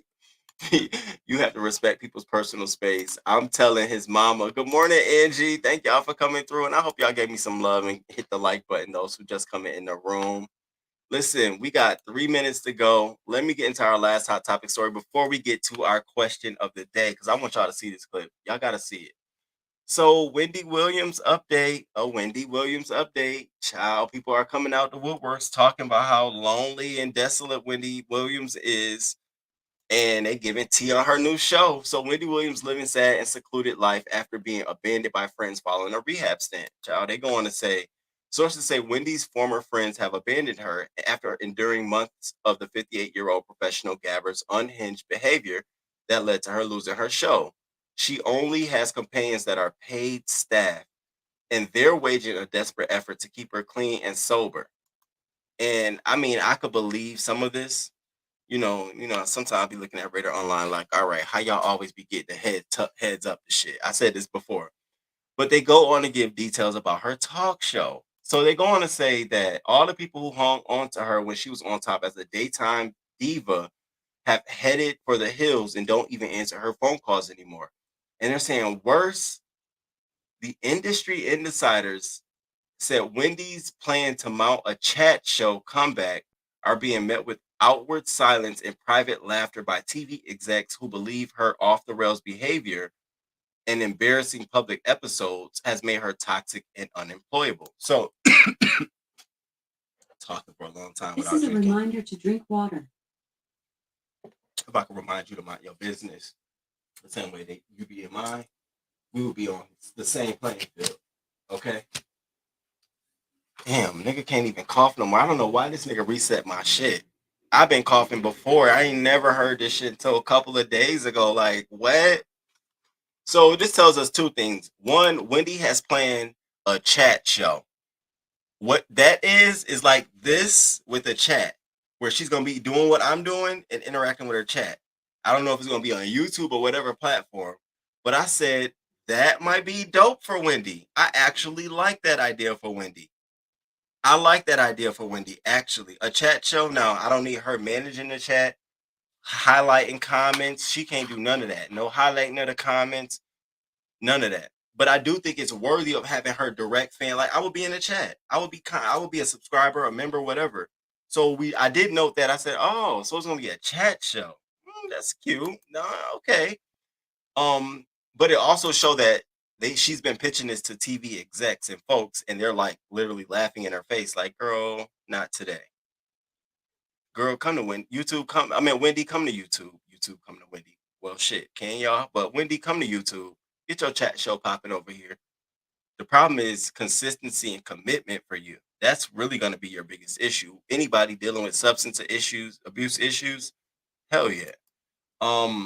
And her plan to launch a podcast to carry her over until she can get back in front of the camera seems to be in permanent mothballs. Wendy's a lost soul at the moment, and there are fears if she continues to be ignored and ridiculed, she'll spiral into her old habits again. And that's why I wanted to end hot topics on this. Listen, I don't know if y'all don't like Wendy or not, but we all need to put our hands and our hearts on Wendy and keep our prayers on Wendy Williams. She is the original hot topics, okay? I do hot topics, but she is the original hot topics. Goddess, okay? She is our queen. There's something you can't tell me there's a moment you didn't watch her show and laugh and giggle and find her funny. You know, I would love to work for Wendy if she, reached out or to anybody. I'm sure you still got support, Wendy. You still got love, mama. Even though we talk, they're hot topics. We're gonna talk about it. But I want you to know at the bottom of my heart, in a heartbeat, I will come out anything. I want the best for you. Please stick tight. You got to go through the tough times like right now, weeding out all the sick the people who shouldn't be in your life that's filtering because they can't hang on. Get them all away. That's God. They shaking them. So that way, when it's time for you to come back, baby, you're going to come back with a team full of people who are there for you when you were down, willing to help you build you back up. There's value in that, Wendy. I'm telling you.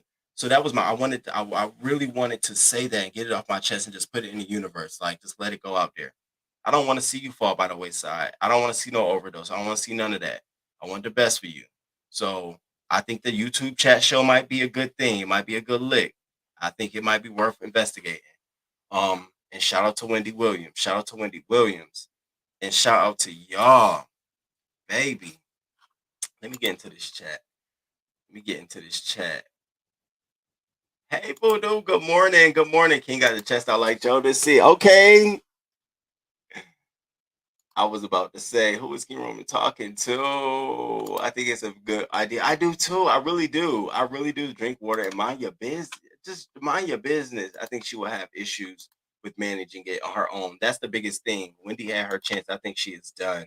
Wendy need to go somewhere and sit down. I'm dead about the reminder to drink water. Tracy, you see what I'm saying?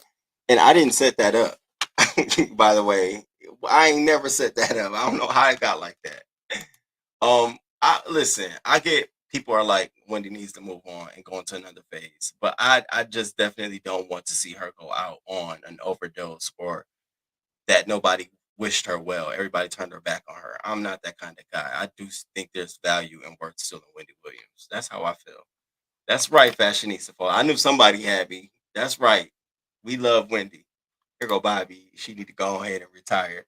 Y'all are crazy, crew. Y'all are crazy. Now, listen, before I let y'all go, I had a question for y'all, okay? Because we are at our hour. I had a question for y'all. My question to you all was, what would you do?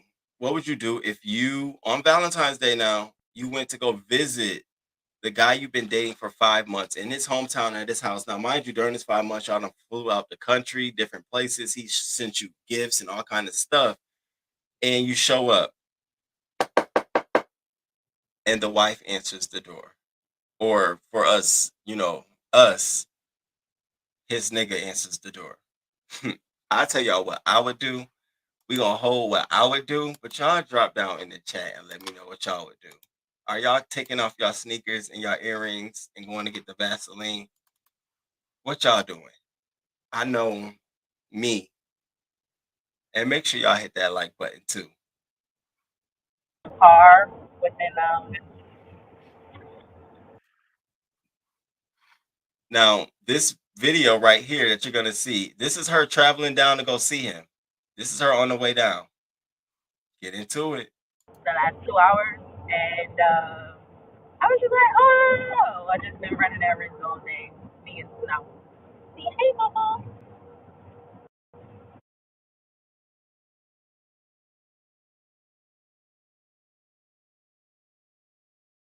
Because he told me twice and I was still in the car within the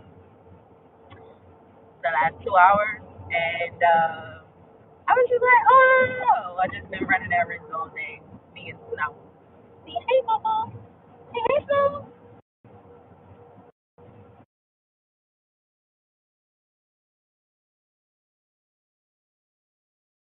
Pray for me, please.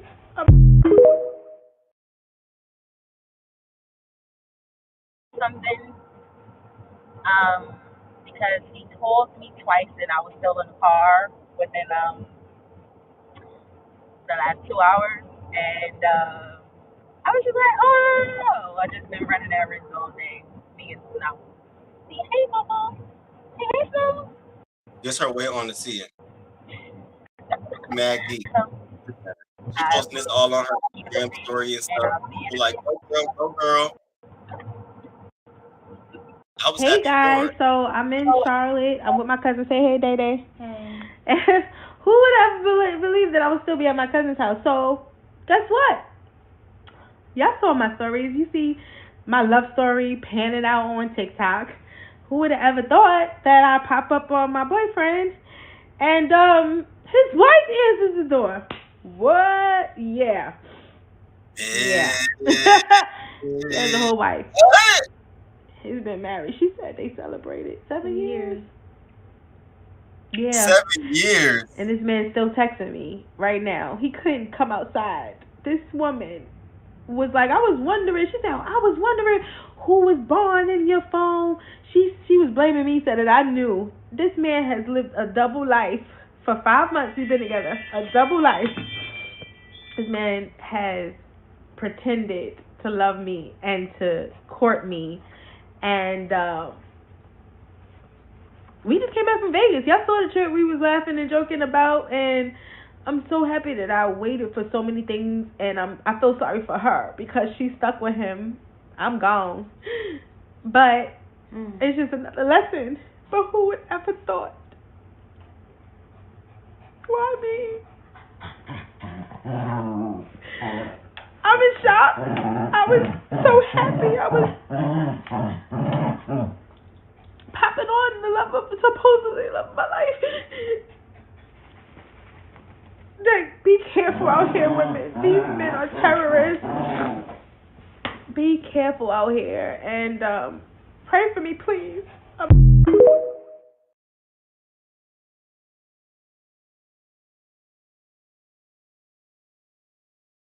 First of all, I felt bad for her and I saw her crying, but like I told y'all, I don't know if I could feel bad for her because you ain't in those 5 months, you ain't never been to his place. See, maybe I've been around the block too long. Maybe I've been doing this shit for too long. Maybe I done played the game.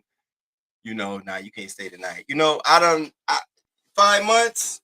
You ain't never been to his place. You ain't never do a pull up, drive by just to see the car. You ain't never pulled one of them stunts in 5 months. And so the one moment you decide to pop up, you see the woman answer the door. I don't know if I could feel bad for her like that. I don't know. Not after 5 months. I was like, it is definitely a lesson to everybody. Get to know the person you dating. This clearly is a sign that, you ain't no fucking way. I'm trying to give her some justice here. Ain't no way. You got a 7-year marriage? I would have been able to peep signs like that. Can I see your Facebook page? Can I get your Instagram? Where you work at? How long you been working there? Oh, okay. You went to school? You went to college? Oh, okay. What college you went to? Where you graduate? All of these questions will have little bits and pieces leading to a marriage of 7 years. Oh, okay. So where your parents and stuff stay at? That means to me that you have not had what kind of conversations? You was in La La Land, honey. You was in lust. You sound like Roman. You was in lust. And it's sad, but it wouldn't happen to me. First of all, I don't like doing long distance dating. We can talk and flirt, but if I can't see you when I want to see you, I'm too physical. I can't do it. It don't work for me. I tried, don't work for me. You cheat, I cheat, you lie, I lie. So that wouldn't work for me. And even if I did get to this point, by the first month, I'm coming to I'm getting on your couch. I'm going in your cabinets. I'm gonna be in your bathroom and not the one in the basement. Spill it, boy. I'm gonna be upstairs. Okay? I'm gonna be on your comforter. What? I'm gonna know the cologne you wear. Oh, you wear that? What? I'm gonna have a visual map of what's going on. So again, get to know the person you're dating. It's beyond just asking the basic questions. How old you are and what's your name? I mean, what? You got to be out your damn mind. What? Ain't no way. Ain't no way. Wendy can do a podcast at her leisure and rest, but a show is too much at this time. If I was her, I would just be traveling, relaxing. I think that stuff happens all the time. You got to keep it pushing and moving on. I do not like to be or feel ashamed. Her answering the door would have been all that I need to see. Would have went home, allow myself to grace through my emotions and heal. That is so positive. It is so positive in the moment. It really is. Just to be like, you know what? Okay, I'm gonna eat this. A whole pop-up surprise. We both gonna beat his ass. But this is why you call before you show up. At least when you're in the front yard, you be like, come outside and see him come outside. Okay. So sad that happened to her. Get some counseling if you need it and move on. Okay, Zach? I would be like, hey girl, ask for him. And when he comes to the door, beat his ass. I will walk away hurt, but walk away. It's not even worth your time. 5 months ain't worth it. What is done in the dark will always come to the light. It always comes to the light. This is why I don't do behind the scenes conversations like that, where anybody can feel like, shit. If we talked about it and you up against the wall, say it, tell it. Roman, hey, anything I talk to, I always give permission because I always am careful about what I say and what I do, unless I trust you like that.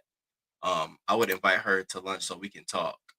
Okay, you talk, right? Talk with a fork in her mouth. Oh, her dog. You see the dog? That would be Eli.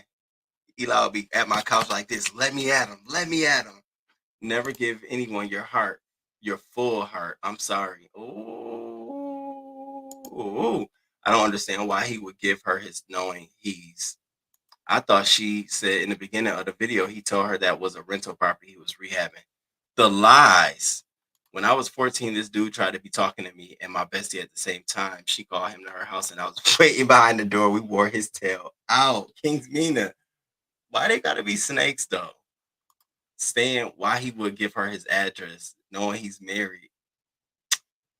That's he probably never assumed she would come. The minute you gave me your address, it would have been the next day. Oh, you left your shirt. Oh, this ain't yours? I thought it was yours. Damn, I don't know whose shirt it is. Anyway, so what's going on? What you doing? Would have been all up in there. You talking to Roman. Like, come on. She should have been to his house. Yeah, it's so hard because I'm too physical. I could be wrong, but she definitely should have been to his house. I wonder if he had another spot where she resides, living a whole other life. No, because she was going to Charlotte to visit him.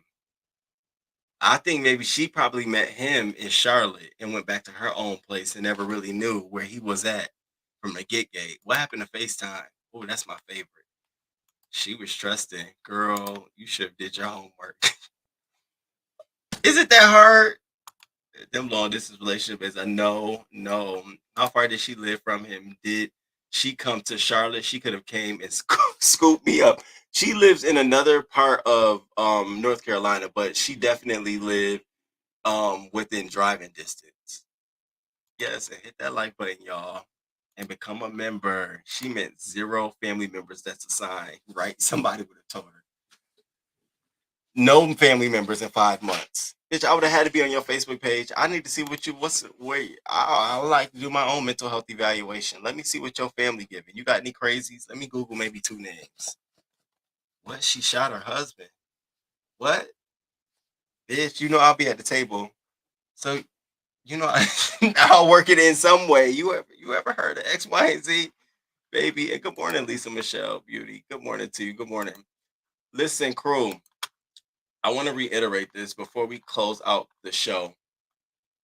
To definitely make sure you share with your children about these university shootings, these active shooter response guides, run, hide, and fight, or call 911. Look it up for yourself, but make sure you bring that conversation up. You got little ones going to college. Hell, we might need to tell them in high school what to do when there's an active shooter alert.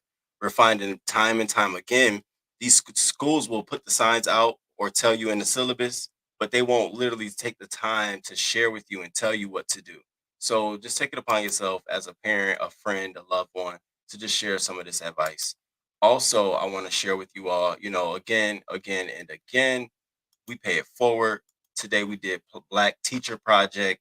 We gave them $25. Shout out to that organization, a wonderful organization. I dropped their link earlier in the chat. And lastly, I want to leave y'all out on this. Our quote of the day: be more concerned with your character than your reputation, because your character is what you really are, while your reputation is merely what others think you are. And crew, on that note, crew, it has been my pleasure, baby. We covered everything. Okay, shout out to the crew. We got through everything. Playboy, Carti, Wendy, Shanquella, okay, Raven Yates. We talked about the Michigan shooter, Anthony McCrae, and MoNique. And remember, I gave y'all some good information on Shanquella. I will scrub that video and drop it as an upload. Be looking forward to that. And shout out to y'all for supporting me. Thank y'all for the love, the cash apps, all of that great stuff. Thank y'all for being here this morning. Thank y'all for being here. You won't see me tomorrow, but you will see me Friday to our show. I'm going to try to mix it. You know, we did Monday, soft local news. Wednesday, local news. And then Friday, we're going to do a little mixy. It'll be mixy because coming up, we got this black man who was arrested. Y'all, we got to get into this story. Black man arrested after there was a mass shooting in his neighborhood, right? So the community came together to create this little black group that's going to surveil the community. They're going to walk the neighborhoods. Well, this legally guy who was carrying a weapon, surveilling the neighborhood, was arrested, right, by another black sergeant. I'm like, why are we doing this to each other? The man identified himself. Yes, I'm a part of the patrol. We're patrolling the neighborhood. Wasn't doing nothing wrong. He just found a reason to stop this man. And I said, that's just, to me, that looked like cocky black man to cocky black man. Then we have, I'm just going to say this. Y'all Google it for yourself, but we're going to get into Michael C. Jenkins. If you haven't heard that story, baby, it's crazy. Michael C. Jenkins was arrested for dating a white woman. Yes, he was. Yes, he was arrested and waterboarded and tortured while arrested for dating a white woman. We're going to touch on that on Friday. Come back. Shout out to the crew. Thank y'all so much for being here. It's been my pleasure. It's been a great show. As always, we always have some good shows and good topics. Share the video. Replay crew, please make sure you like this video. And until next time, deuces.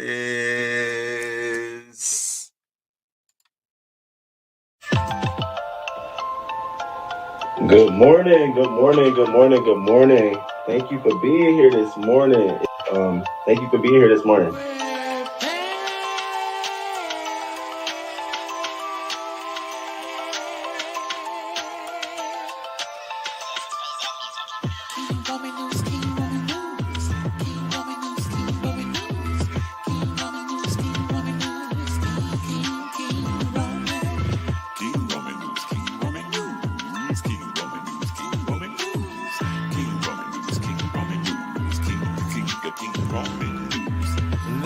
Let's go.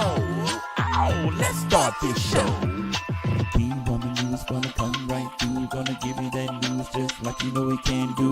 Hot topics in your face, baby. King Roman knows his place, baby. King Roman News. Good morning. 6:30 a.m. Eastern time, baby. He's gonna come right on time with the news just for you. Celebrity news, politics, and local news just for you. King Roman News. Monday, Wednesday, Friday.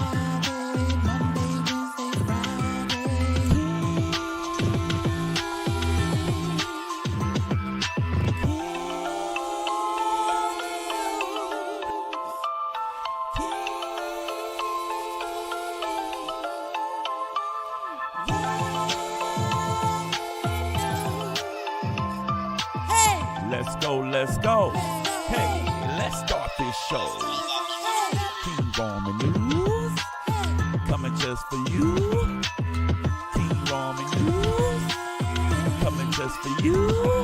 6:30 a.m. Eastern time, Monday, Wednesday, and Friday.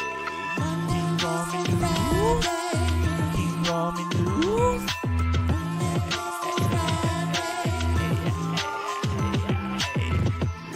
Let's go.